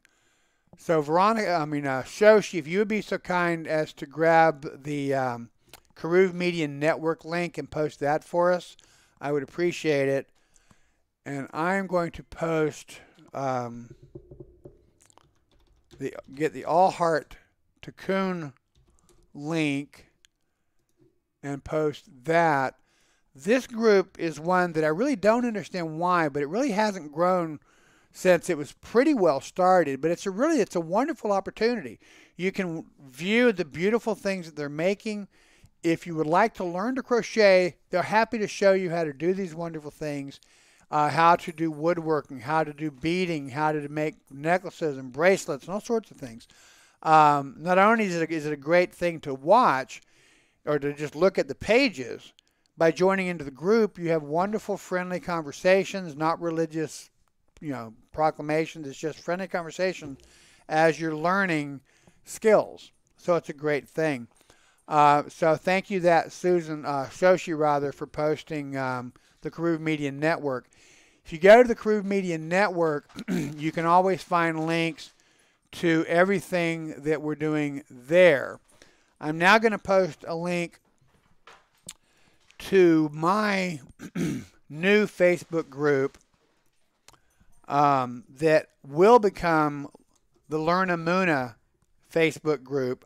Right now it has 1 billion letters rather than the name. You have to have 100 subscribers to choose a custom URL. We currently have 59 subscribers, so we're getting there. Thank all of you who have joined us, by the way. We now have 59 subscribers. We need 100. We're over the halfway mark, but if you haven't subscribed yet, please do. If you have more than one YouTube account, please subscribe on all of your YouTube accounts. Does not break anybody's rules. Every account can sign up one time. And so if you have more than one, I really would appreciate it. Once we get to the 100 mark, we'll be able to name the group YouTube/Learn Amuna, which is, then I can tell you just go to Learn Amuna. It'd be a lot easier to find than all of these numbers and letters and whatnot. So please, please, please subscribe to the new LearnAmuna.com YouTube channel. The old one, All Faith Vids, is still open. That's okay, like it is. The old one is still open, and with all of my past stuff is still there. I'm debating whether or not to bring it over. I don't think I'm going to. It'd just be an awful lot of work. But that one is still open and archive form. But please join the new Facebook and YouTube, the new YouTube group, rather. Also, I've been sitting at a maxed out figure for quite a while on my Facebook group. I go back up and down. Yesterday I was maxed out. Today I have room. Right now I have room for one more subscriber. But I am gradually increasing the... this isn't it. Hang on a second. I'm gradually increasing... Yeah, it is. I'm gradually increasing my activity on my LearnAmuna.com Facebook page. I'm not going to replace my private page, but I do need a place that more people can subscribe that I can refer people to. If you have not yet subscribed to my my personal page, my business page, I think they call it a business page, here's the link for that on Facebook, so please sign up for that one as well. This is the kind that you like rather than join, and you can have, I think, as many people on that one as you want. So please join me on that Facebook page as well. I am beginning to post more on that page, but I'm not doing away with my private page, so don't leave because you think it's going away. I think we've covered everything. Oh, Wednesday nights, Wednesday nights. Join Rabbi A on the Karuv Media Network also for Torah study with Rabbi A and Reb Ruvain. That also is at 8 p.m. on Wednesday nights. I knew I was forgetting something on Wednesday. Wednesday evenings with Rabbi A. We've got something for you literally 6 days a week. We don't have anything right now on Tuesdays, and Ahuva would like us to keep it that way. Frankly, I would too. I'm doing a lot of broadcast. So on Tuesdays, I don't broadcast. We broadcast on Shabbat only for the services, but there is something 6 days a week that we are offering. I am also currently looking into other possibilities that's going to expand what I'm doing. So until I get some of those things, I'm just going to sit with what I got. Anyway, questions, thoughts, or comments by anyone? All of that really was intended to just be a little filler to give everybody a chance to post some questions or comments. What I'm drinking, by the way, is red zinger tea. The diet that I'm on, the keto diet, is working wonderfully. It also, however, is making me quite thirsty, and so part of what they really suggest you do is drink a lot. So I'm drinking a lot of water as well as a lot of tea. So, any other thoughts? I would like to invite everybody. Here's Caleb, by the way, my little puppy dog. I would like to also encourage you to help us get the message out. Rabbi A and I and Donald, we put a lot of effort into these broadcasts. Shoshi Randalls puts a lot of effort into helping us. Veronica Port puts a lot of effort and energy into helping us.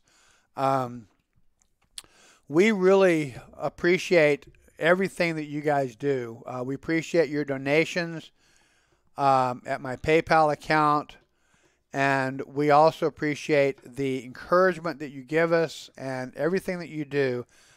Among the things that you can do to help make this more successful is tell your friends. Post our links to your pages, and that guy I think you can do. Even if you don't have money, and again, I'm not begging for money. Hashem provides whatever we need when we need it. Money's appreciated, but that's not the point. If you would do it, whenever we're coming live, if you think about it, share our links on your pages. Let your friends know that you think that these programmings are worth watching. Let people know. Share my graphic where I list all the times of the broadcast with people. Let people know what we're doing. Help us get the word out that way. Anything that you can do for us is truly appreciated. There's Veronica. Hi, Veronica. I'm glad you're here. Anything that you can do to help get the word out is appreciated. It shares these Torah teachings, and it expands the energies that Rabbi A, myself, Donald, Shoshi, and Veronica, and all of us are putting into these broadcasts and these teachings. So we truly do appreciate it. And if we don't have any more questions, I think that's about it for today. Otherwise, I would have to bring up another topic, and I think we've had a pretty good time today. This is, by the way, Kelev. The name Kelev in Hebrew is dog, so we have a dog named Dog. Guy says, I'm brain dead today. Got nothing, I got you there, Guy. No worries at all. Shoshi says, had a feeling Kelev was there. My Bonnie was bouncing to get onto my lap. Kelev is always here. The way that we're set up for these broadcasts is we have sort of it's like an extended rectangular room. And this is where our desks are at. This is where the computer's at. And this is pretty much the room that Kelev lives in when he's not outside chasing squirrels. So he's always somewhere around here. And Lila is on the floor somewhere. She's over there chewing on a bone. But our other dog, Lila, is also here. So they're always with us, except when I'm doing the Sabbath services, I do that in another room, and the dogs are not in there for that one. But Kelev's a good dog. He's a good boy. So anyway, we do appreciate everybody. I'm going to go ahead and end it here then. Delane Davis says, just beginning to listen to you at times. Very interesting. Love today's story. Thank you, Delane. Just to give people another couple of moments in explanation, if you would. I think about 13 years ago, Rabbi Ariel Nachman ben Chaim realized isn't quite the right word, but realized that there's a number of people because of age or other conditions who were not able to get to shul. So he began the House of Seven Beggars. Some of our friends here have been with him since the beginning. I think that includes the Randalls, or right at it. And our rabbi's purpose the whole time was to try to make services and teachings and Jewish community available for people who simply did not have access. And the House of Seven Beggars has gone on consistently, though it has been on different networks at different times. I encountered the rabbi, 3 years ago, 2 years ago? And I've been online since 1997, mainly doing text teachings. And then I got into broadcasting 4 or 5 years ago. I'm really bad with time. 4 or 5 years ago. It has sort of grown, but my idea was always the same, which is there are people who are seeking God who are getting bad information, meaning various things. Some of them are getting bad information because what they're being taught is simply false. Some of them are getting bad information because they're being told that they don't matter because they are a fill in the blank. I don't like anybody being told that God doesn't love them because they are fill in the blank. In fact, it rather angers me. We are all the children of God. We all have strong points and weak points. We are all at times really close with God, and sometimes we're all somewhat far from God. When I met Rabbi A and came to understand the way that he does his services, which at first, frankly, I had issues with the idea of a Shabbat service online. But as he explained it to me and I did more research on the Halakha and whatnot, I realized what he's doing is completely consistent with Halakha. So I began working with him more and more, and in part, large part, through his encouragement and through that of Shlomo Randalls, the husband of Shoshi, who's currently out of town. Largely because of Rabbi A and Shlomo, I decided to go ahead and add to my various religious certificates and go to attain Jewish smika, to become a Jewish rabbi.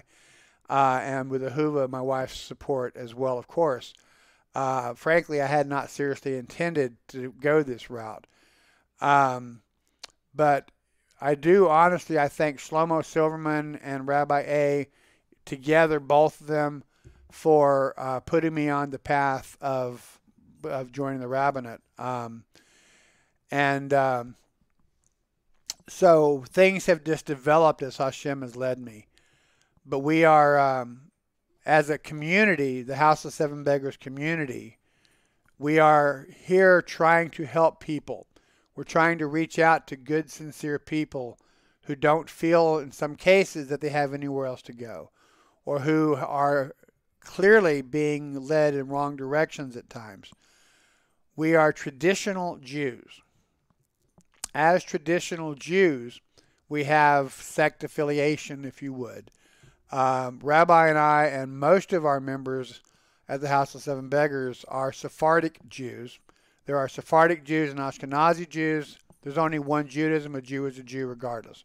We tend more towards Sephardic Judaism, and many, probably most of us, tend towards Hasidus. I think probably all of us tend towards the Hasidic side of Judaism, and most of us tend towards Breslov, towards the teachings of Rabbi Nachman of Breslov as our main focus of Hasidus. But we're all very, very clear that a Jew is a Jew. We are not sectarian. We don't judge you based on movement affiliation. As Sephardic Jews, we don't even have movement affiliations. Those only occur among the Ashkenazi. But we believe Hashem looks at the heart. Hashem gauges by the intention. Hashem is merciful to everyone who comes to him. There are certain rules. There are certain absolute truths that are not debatable, such as Rambam's 13 Principles of Judaism. There are other areas where rabbis disagree, where rabbis have different opinions, where Rashi and Rambam often disagree. In all such areas, we believe that it is the Jew who has to decide what he or she believes. So we're not here to tell anybody what they have to believe. Same token, if you're teaching, you're going to share what you believe to be true.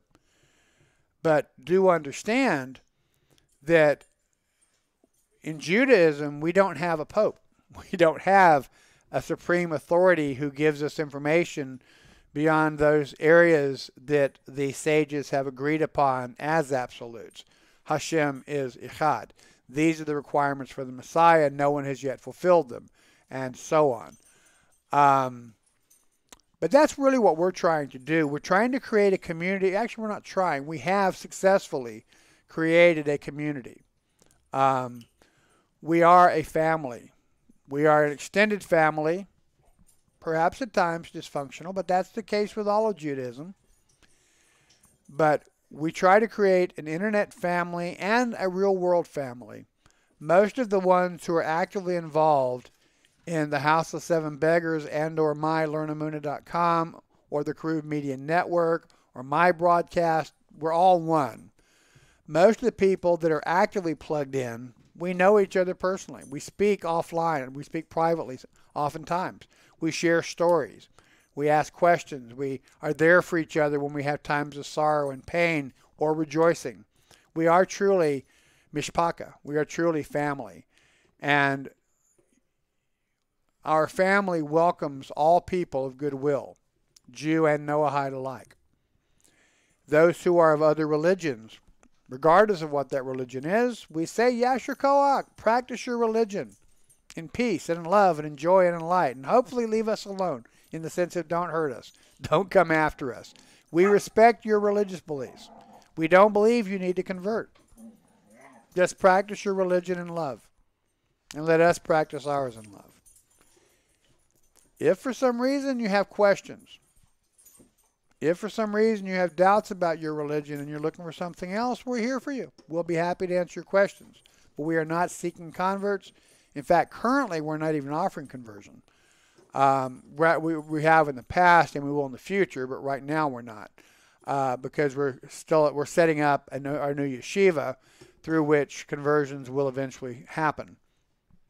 But it's still we're not quite ready to present the new yeshiva in public yet. Maybe after Pesach. But the members of the House of Seven Beggars are good people. They're not show bottle spiritualists. They're not people pretending to be what they're not. They're all a bunch of minches. They're all real people. They're good people. If you'd like to join us, come on in. The water's fine. Let's see here. Stephen Ewing says, yeah, sorry, caught up in my own study.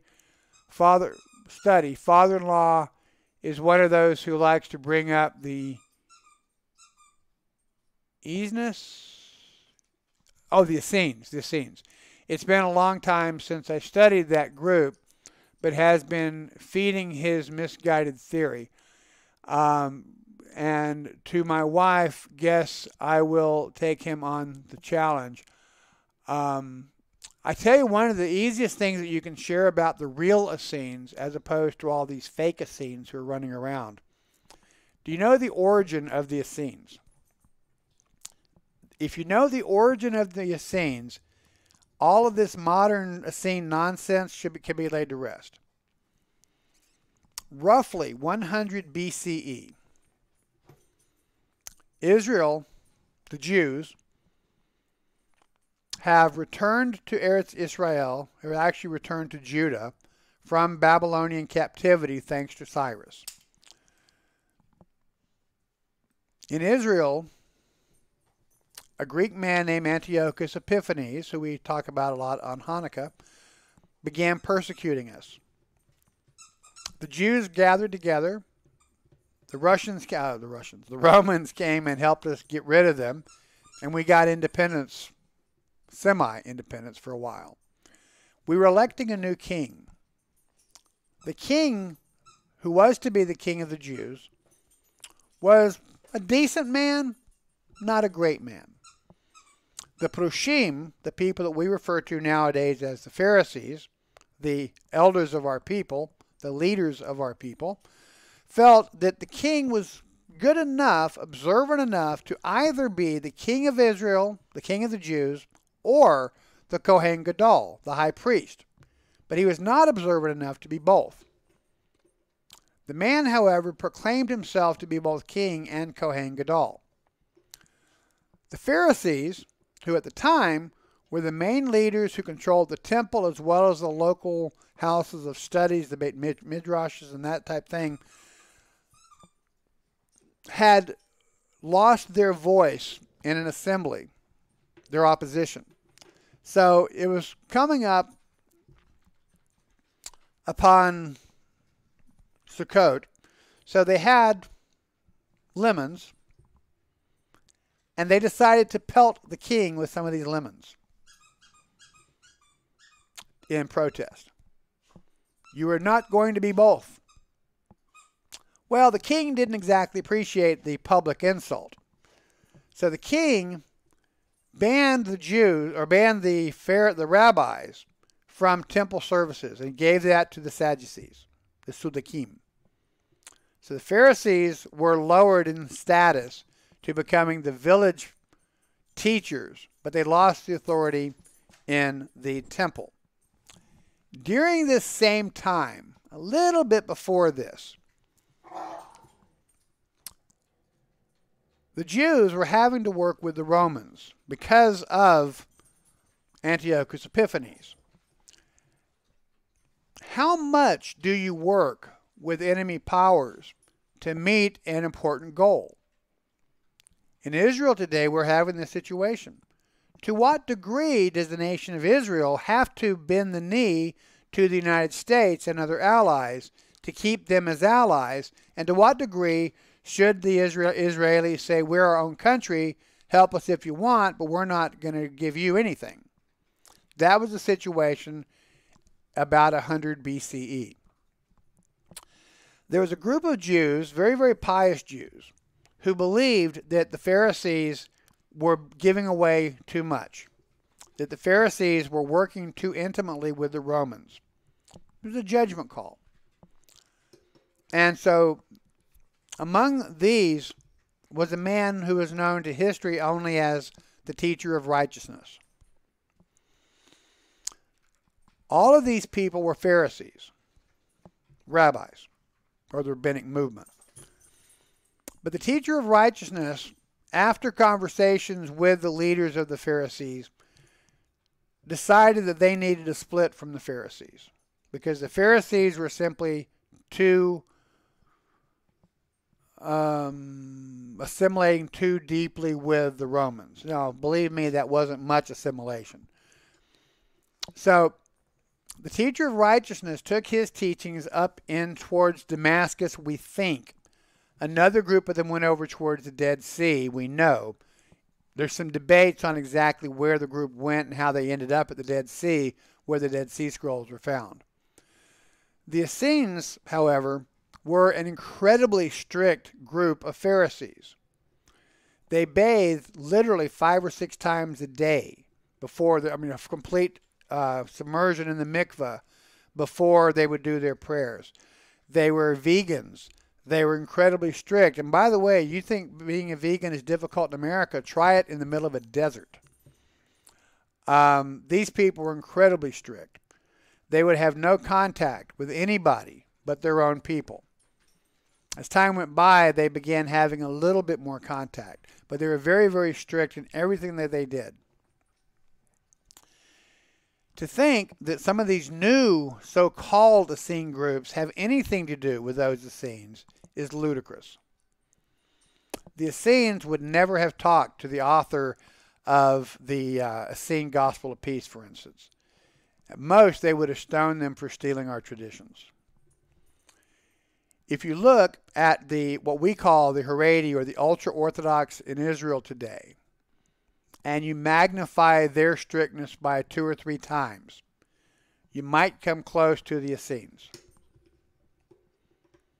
None of the Essene groups today that I know of are even run by Jews. None of them are Torah observant. None of them have anything on the actual Essenes. It is primarily a New Age cult with no association whatsoever with the actual Essenes. Because of the Jewish covenant, there are people who like to take anything that has our name on it and usurp it for their own purposes. The modern Essene movement, which I've checked out in depth, believe me, I know the Essene movement, the Essene Brotherhood. I have sat with them, I have camped with them in the open, I have eaten with them, I have read their books. I know the Essene movement today. And there's actually a few different branches of what's called Essene movement. But the Essene movement has nothing to do and no historical links whatsoever with the Essenes of the 1st century, BC and CE. When the temple was destroyed in 70 CE, the vast majority of everything, the vast majority of the Essene community ceased to be. Some of the Essenes became heretics and joined the Wisse sect of Yeshua, which in 300s became modern Christianity. But for the most part, the Essene movement died in the 1st century, by mid-2nd century at the latest. No group today claiming to be Essene has any connection with the Essenes, either historically, doctrinally, or culturally. Tell your father-in-law that, and he may be not happy, but he cannot disprove it. The people who are calling themselves Essenes today are not Essenes, and it's not what he thinks it is in all likelihood. It's ultra, ultra, ultra Haredi orthodoxy is what the Essenes were, with a pretty good sizable part of Kabbalah and mysticism thrown into boot, of course. Just my thought, no charge. So Shoshi says, we're so thankful that you did, Rabbi. You have been a great blessing. I said, well, thank you, Shoshi. I don't. The House of Seven Beggars has been a greater blessing to me than I have maybe been to it. But I truly do think that Rabbi A and I fit together really nicely. And it is my honor to work with the Rebbe and to work with the House of Seven Beggars. For those of you who are new with us, I lead the services every Sabbath prior to a Rosh Chodesh, as well as whenever Rebbe needs the Sabbath off for some reason. Guy says, hi, I'm like Popeye. I am what I am, and that's all what I am. Maybe not much in some eyes, but as my dad always said, look in the eye and see if you see somebody that cares. You had to be there, and I got you. That's exactly how I pretty much figure you, Guy, or Frank. And we're really thrilled that you're with us in what we're doing. We do consider you to be part of our community. Stephen says, I completely agree with what you are saying.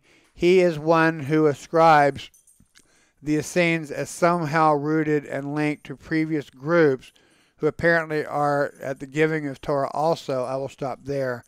Yeah, you are correct in what it is a load of, Stephen. The Essenes, you could argue, and the most you could argue, by the way, is that the Essenes, as Prushim, started with Ezra and the men of the Great Assembly in Babylon during the captivity.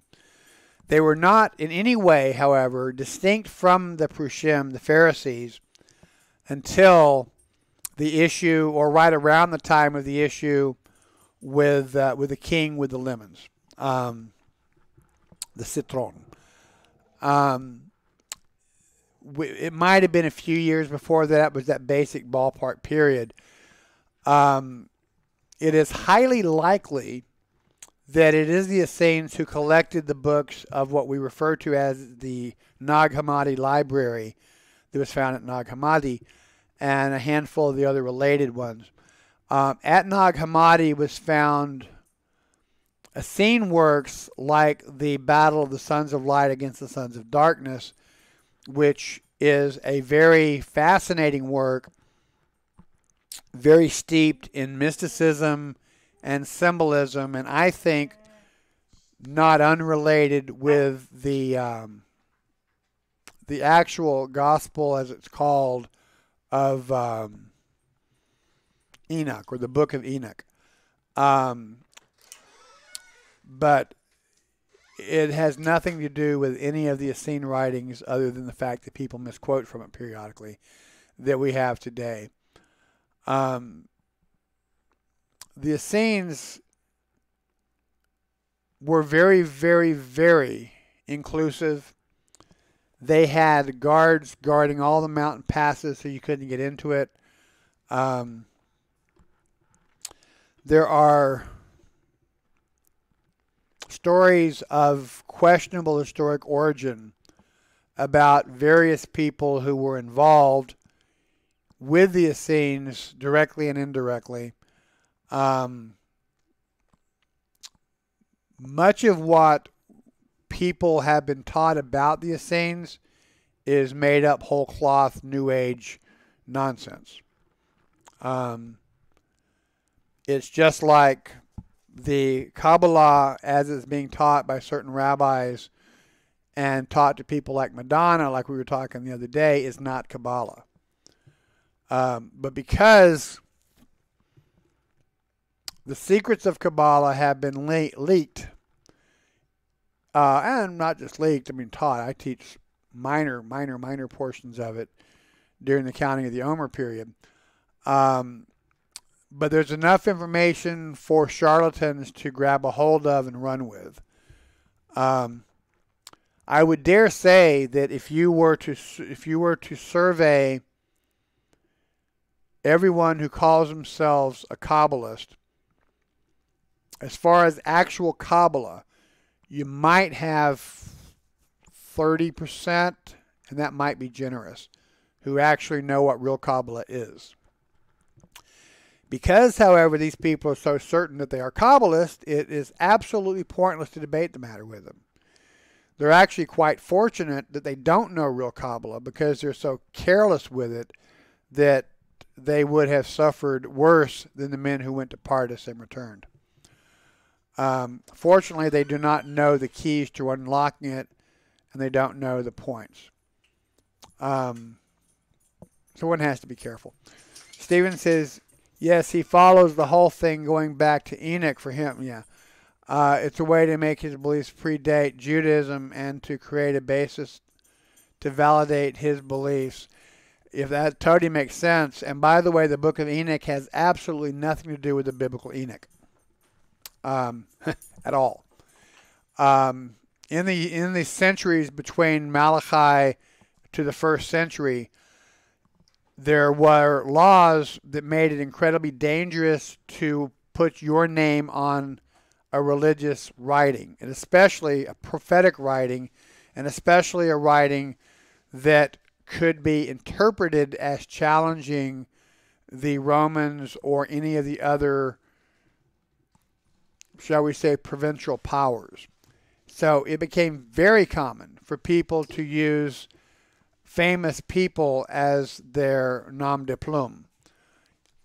Enoch was a nom de plume of someone, and we don't know who wrote them. There's actually 3 books of Enoch, and we don't even know which of those for sure is the oldest. I think it is the Egyptian book of Enoch that is probably the historically accepted one by those who were accepting it historically, which was a minority. Well, how's that for a bunch of qualifiers? But it had nothing to do with Enoch the seventh from Adam at all. It was simply a person in that interim period who wrote a mystical treatise based upon Egyptian primarily mysticism, and with some Jewish or Hebrew terminology thrown in for good measure, who used the name Enoch, who was no more, for God took him, according to the text. So the name Enoch worked really good for the point of Enoch, because the book of Enoch talks about something not unlike a second coming, which was, or not a second coming, but a coming through the clouds, riding a horse with fiery sword sticking out of his mouth, which is where a lot of the Christian mythology came for their prophecies in the book of Revelation and other places. I don't want to get into Christianity, but it was said that Paul never went anywhere without the book of Enoch in his bag. Much of the Christian prophetic scene is stolen or usurped or plagiarized from the book of Enoch. The book of Enoch is a series of manuscripts that were written by an unknown person, 150, 200 or so BCE. But there's no biblical authority for any of it. Enoch is never, ever, ever related to anything having to do with the Torah or the Tanakh.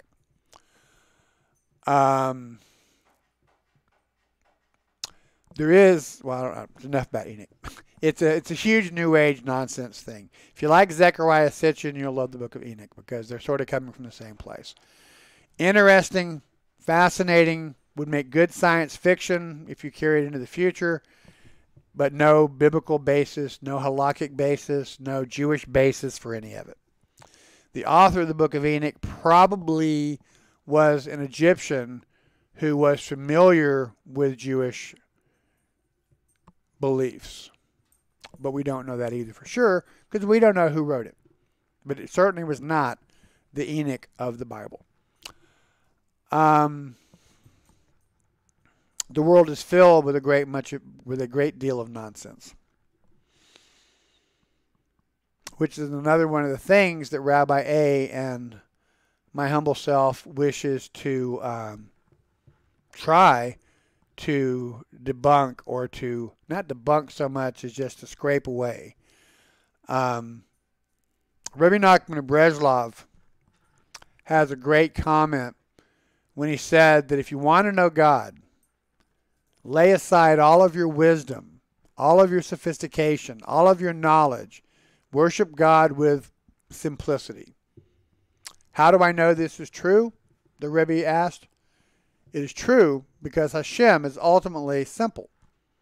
There's nothing more simple than one, Echad. Jews, historically and today, are a very intellectual, philosophical people. If you operate among such people and you wish to make a name for yourself, in a way, you have to be a little bit more creative, a little bit more insightful, pull out some things that other people haven't seen before. It's just the way the world works. Human beings are human beings. This is especially true of the Noahide group. When the idea of the Noahides began coming into the fore, it's an ancient idea going all the way back to our exodus from Egypt, if not all the way back to Noah himself. But when the modern Noahide movement was really beginning to come to the fore, people such as Reb Schneerson, the final Lubavitcher Rebbe, began speaking about it. It was presented as intended as a simple matter of faith. The 7 laws are a moral and an ethical code intended to lead non-Jews into practicing a moral and ethical life. The Noahide laws have nothing to do with religion. There is no Noahide religion, etc., etc., etc. You have 7 laws. Okay? So, you want to be somebody in this community.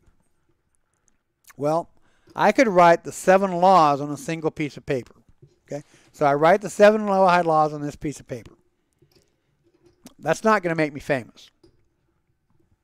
That really is largely what we've got as far as the actual practice is the 7 laws. Maimonides, Rambam, gives us a lot more to think about, but not that much.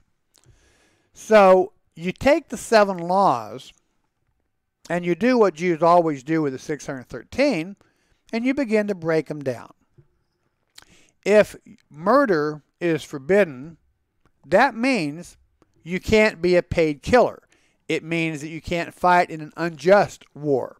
It means that you can't kill a man to get to her to the wife, as has happened even in the Bible. You can start delineating what that means, and then you can start writing those down, and you can create a lot more laws. We do that with Halakha, with the 613 laws, so we do that with the Noahide laws. And then you say, well, okay, Jews are supposed to be very chaste and modest, so certainly the Noahides should too, So here, let's break these down into another couple of hundred laws the Noahides are supposed to follow. And the Noahide law becomes incredibly complicated. Some of these Noahide groups, if you read what they say Noahides are supposed to live as, most rabbis don't meet these qualifications. It completely missed the point. The point is there's one God, one creator over all. Among the Gentiles, there are a group of Jews. I won't use a group of Jews. Among the Gentiles, there is a group of them who come to the realization that the gods of their nations are not real. Don't have to condemn them. Don't have to make a big deal of it. They're not real. I don't believe that anymore.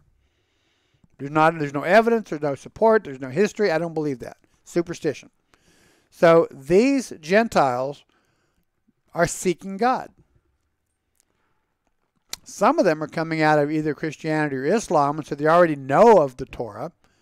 So they say, all right, I'm going to reject what my religion taught me about the Torah and just see what the Torah says. So they begin studying the Torah. Torah says the Jews are the apple of God's eye. Torah talks about a covenant. So these Gentiles say, great, I'm going to attach myself to the Jews and see what they can teach me. That's what they're supposed to do. That's what a Noahide is. It's not that complicated. Not that complicated. So, Rabbi A's main concern, and I believe I can speak for him when I say this, Rabbi A's main concern is to help the Bel Teshuv, the Jews who are returning back into observance, and to help senior citizen Jews who can't get to a shul, disabled Jews who can't get to shul, Jews who live too far away to get to shul. That's his focus. But the Gentiles keep coming. Rabbi A is a very compassionate man. So when the Gentiles come, he answers their questions. And he's helped a number of Gentiles convert and become Jews. That is also, but that's his main concern. And by the way, in that order. Helping the Jews to become better Jews. My interest is the same, with an addition that Rabbi A also has, but I think it's stronger with me, which is the desire to reach out and help all those people who are seeking. Now, if you're Jewish, this is a problem because we don't see converts. For some reason, and I didn't start this, I'm serious, I didn't, I began having all these Gentiles writing me with questions and saying, I'm trying to understand the Noahide laws, but this stuff is Meshuggah. So I sort of got pulled into having the Noahides as a big part of what I do. So what I do primarily is I try to help the Noahides. Actually, I try to help the Bel Teshuv. Then I try to help the Noahides. But the Noahides really are right up there on my list. I try to help those people of other religions who are seeking, who are asking questions. A lot of rabbis avoid those types of people because they don't want to appear as though we're trying to convert people. And because historically we know that whenever the Jews start dealing too much with the Gentiles and answering questions, the Gentiles have a very bad habit of turning against us. I mentioned a story one time, and it was rather, the outcome was rather humorous. But I mentioned a story a while back about a certain famous rabbi. I was thinking it was Rambam, but I don't now think it was. I'm not sure who the rabbi was, and you'll find out why in a second. A certain famous rabbi lives in this town in Europe. And he has all these followers, all these Jews who are in his congregation and stuff. He's very well respected. So one day a courier comes from the head bishop of the Catholic Church of that particular area. And the bishop is requesting / demanding, because you just don't say no to the bishop in those days, to have a debate with the rabbi. Because the bishop thinks there's too many Jews here. He is supposed to be their top learned man. I will bring him in front of everybody. I will humiliate him and demonstrate that he has no way to stand up for his beliefs, his rejection of our Messiah, etc., etc., etc. And then all the Jews will happily convert and become Catholics and all happily ever after. The rabbi really doesn't like the idea, but it's an interesting challenge. So he goes in for the debate. Absolutely wipes the floor with the bishop. The bishop cannot answer hardly a single question correctly that the rabbi puts to him. Every question of the bishop, the rabbi knows the answer. Not only from our scriptures, but also from their scriptures. So the rabbi is flipping through the book of John and Galatians and 2 Thessalonians and answering every question the bishop has, plus being an incredible expert of our own scripture. So a whole bunch of Catholics start coming to the rabbi saying, hey, rabbi, got a question for you here. The bishop gets very nervous, orders the expulsion of the rabbi and of the Jews of the township. And terrible sadness comes upon that community of Jews. Now, the reason I said it has a humorous end result, when I made the statement, 2 different people on PMs posted, oh, well, that was so-and-so. 2 different famous rabbis were pointed out. I don't remember if Rabbi A wrote me or if I wrote him, but we talked, and he came up with the third one and pointed out that this has actually happened so commonly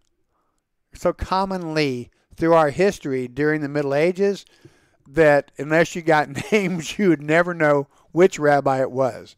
It was so common practice. So many Jews today are very wary that if we demonstrate from the Bible that their interpretations are simply against the Torah and therefore wrong, it actually results in problems for us. I get that, I respect that, and I think we're living in a different age. So I try to be there for everybody who's seeking. Even as I'm stressing the fact, you can be a Christian, a Muslim, a Buddhist, a Hindu, a Taoist, a Shintoist, a Jainist. It's okay with us. We think God is one. There's only one God. Now, most non-Jews don't worship the one God. They're worshiping some other God. But there's only one real God. So, when a person is praying of another religion, that person is crying out to God as he or she perceives God to be, according to his or her best understanding of God. God, being both just and merciful, I believe, hears that prayer.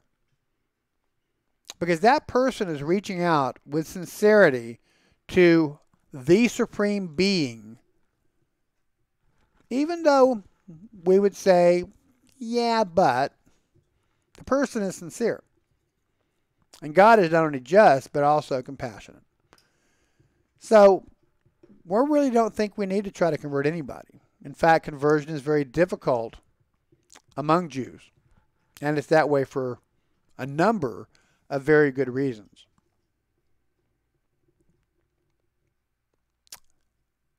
Just love God according to your understanding. Lay aside all the sophistication and all the nonsense. I was speaking to my sister one time, and she had a great way that she said it. She says, God does not look at the sign over the door, he looks at the heart.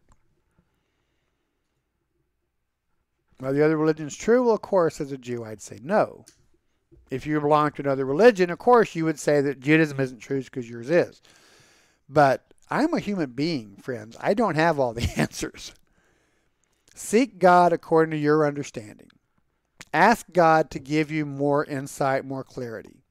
And God, being the merciful and compassionate and just God that he is, I believe, will lead you to the path that is best for you. And how could I possibly complain about that? So that's our perspective. I partly said that to give you guys time to get some more questions in, but we're also 20 minutes over our theoretical time limit. So let's look at your comments and see where we are. Let's see here. Guy, I think we did not read this one yet. Frank says, I'll repeat another thought I live by. Never believe anything you hear and only half of what you see. Book of Grandpa. I like that one. Grandpap. Another one I like is the woman, famous woman explorer, Margaret Mead. Thank you. Margaret Mead is in Africa. They're in this village, totally very, very primitive people. They've never met white people before. And they do whatever it is they're doing there. And then when they leave through a certain way. And as they're leaving, the villagers say, no, you can't go that way. That's the way of death. That's the end of the world. You'll fall off the world if you go that way. And they sort of smile and say, thank you, but that's what the map shows, so they go that way. They come back a few months later on their way back to their ship or however they got there and come into the village. The villagers see them coming through the woods. The entire village drops on their face and begins worshiping them as gods. And she says, we've explained to you already, we're not gods. We're people just like you. What are you doing? And they said, well, we believed you until this miracle happened. Not only did you go the way of death, you returned back to life. You must be a god. And so she came up with one of the sayings that I think is absolutely right on. It's not, I'll see it, I'll believe it when I see it. It's, I'll see it when I believe it.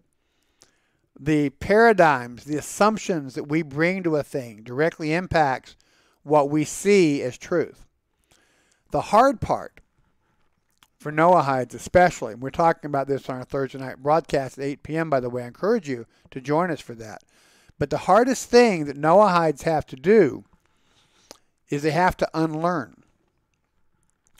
The hardest thing is to be able to look at our Torah and read what it says in black and white rather than what you read into it.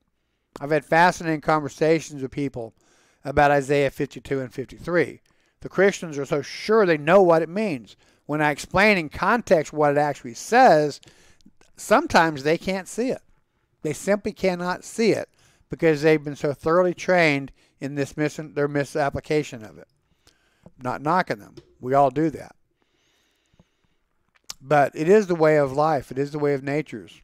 It's not, I'll believe it when I see it. It's, I'll see it when I believe it. So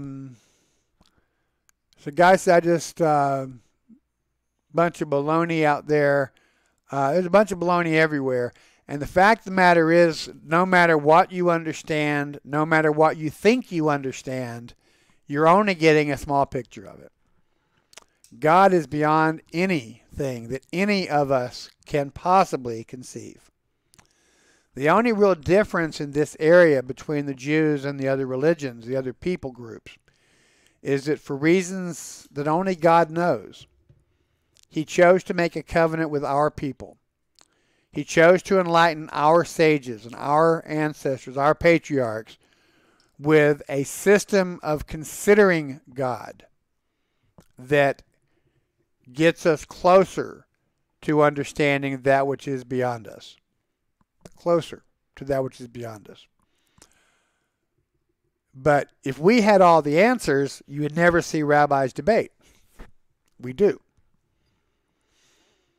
Some things we're totally agreed on, like I said at the beginning. Other things we don't know. When you read through the Talmud, you'll see far more times when it says, Rabbi so-and-so said this, then you'll see where it says, thus say the sages. When it says, thus say the sages, it means that the rabbis have come close to a unanimous agreement, but there's still often dissenting opinions. Most of the times, Rabbi so-and-so said this, Rabbi so-and-so countered that, Rabbi so-and-so replied. So typically with Talmud study, which Noahides should not be doing, by the way, the best thing to do is to study the rabbis themselves of the Talmud and find those rabbis that you most relate with, that most often shares your paradigm. And then say, Rashi was debating with Rambam. Personally, I'm a Rashi guy. When the two of them disagree or have a different opinion, my natural inclination is to go with Rashi. In part because my Smika is through the line of one of Rashi's daughters. We are directly related to Rashi in our lineage, in our rabbinic lineage. But also just because I think that Rashi a lot of times is more realistic, more grounded, and more realistic. Rambam tends to have certain areas where his positivity overcomes his realisticness. Is that a word, realisticness? The degree to which he is realistic. Anyhow, so we want to be a place for everybody. And the only thing that we require really is mutual respect.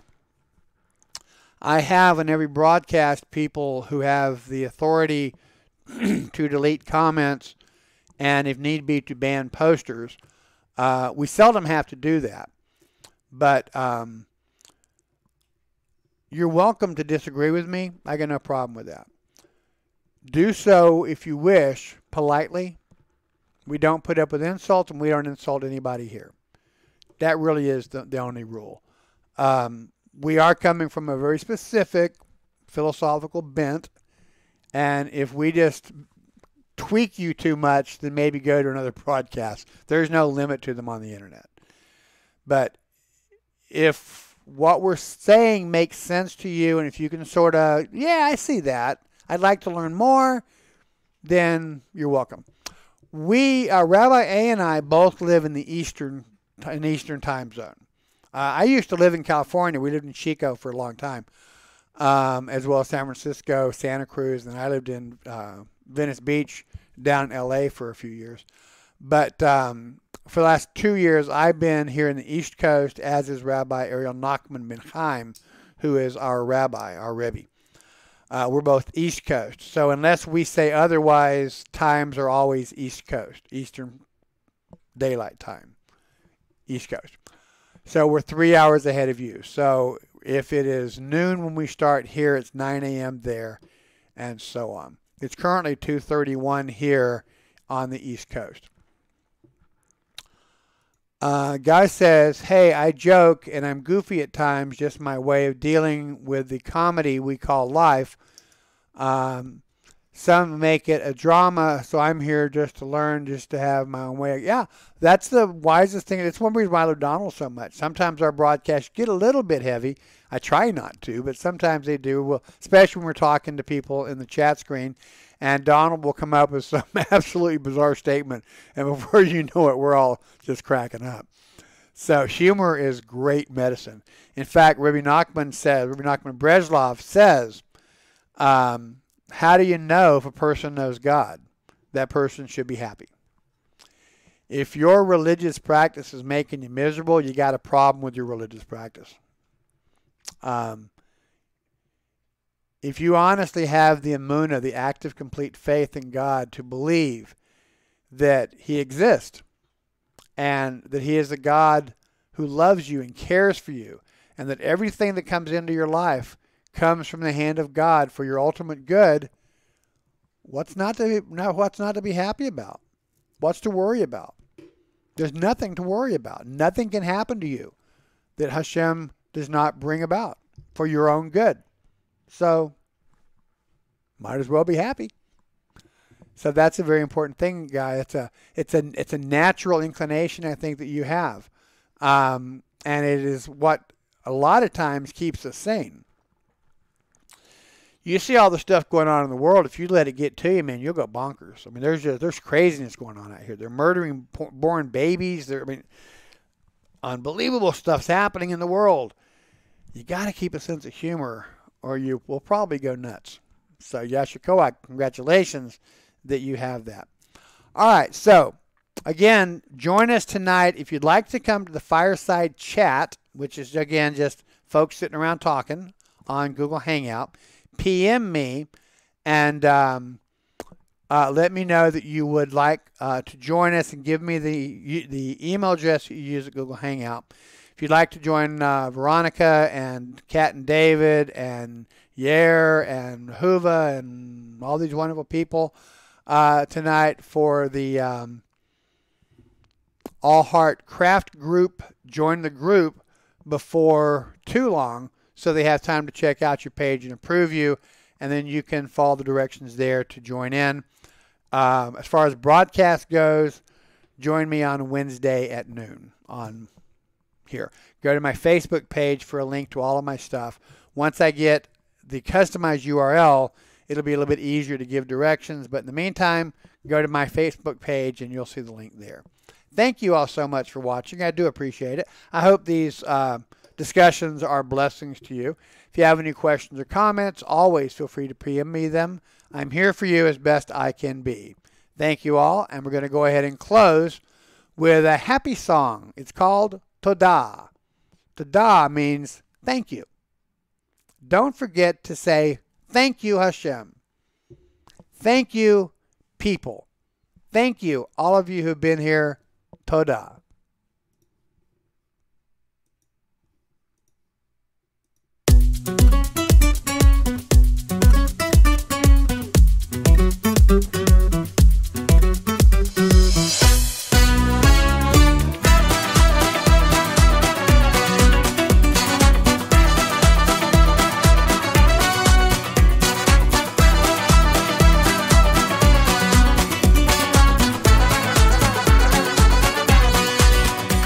תודה לך, תודה לך, תודה לך כלי הולך איתך ורק איתך לא יכול בלי תודה לך על חושך ויאללה אור הטוב תודה לך אתה תמיד קרוב תודה לך על שמש בשמיים בכל יום על אהבה המלווה לכל מקום תודה לך על הניסים ויאללה טבע גם מודה אני מלך חי וקיים תודה תודה לך השם הלב דורש ומבקש על מה שיש לומר תודה תודה תודה לך השם כל הנשמה תהלל קי וחכה רק לשיר תודה תודה תודה לך השם הלב דורש ומבקש על מה שיש לומר תודה תודה תודה לך השם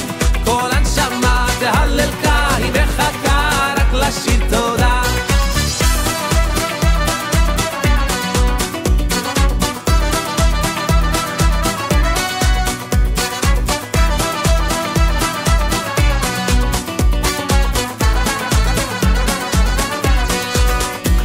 פותח את ידיך ומשפיע לכל חי בהרי כויסי לוחם ברוכו עד בלי די הקל על זן ומפרנס גוזר ומקיים על הכל תודה לך השם תודה תודה לך השם הלב דורש ומבקש על מה שיש לומר תודה תודה תודה לך השם כל הנשמה תהלל קי וחכה רק לשיר תודה תודה תודה לך השם הלב דורש ומבקש על מה שיש לומר תודה תודה תודה לך השם כל הנשמה תהלל קי וחכה רק לשיר תודה For every day you give to me my future and my history תודה לך Cause you're the music and the rhyme, you're the rhythm and the time, תודה לך I know that there's a reason and a planet, so I try the best I can to make you proud So all the friends I made along the way, let me hear you sing it out loud תודה, my thanks to you, my life is all from you, the light is you, the darkness too, you תודה, my thanks to you, my life is love for you, though I am small, I hear your call that you love me too תודה, my thanks to you, my life is all from you, the ones I love, are gifts of love from you the tears I've cried and joy, the friends that I've enjoyed, it's all your love from up above, no I love you too תודה, תודה לך השם הלב דורש ומבקש על מה שיש לומר תודה, תודה, תודה לך השם כל הנשמה תהלל קי וחכה רק לשיר תודה תודה לך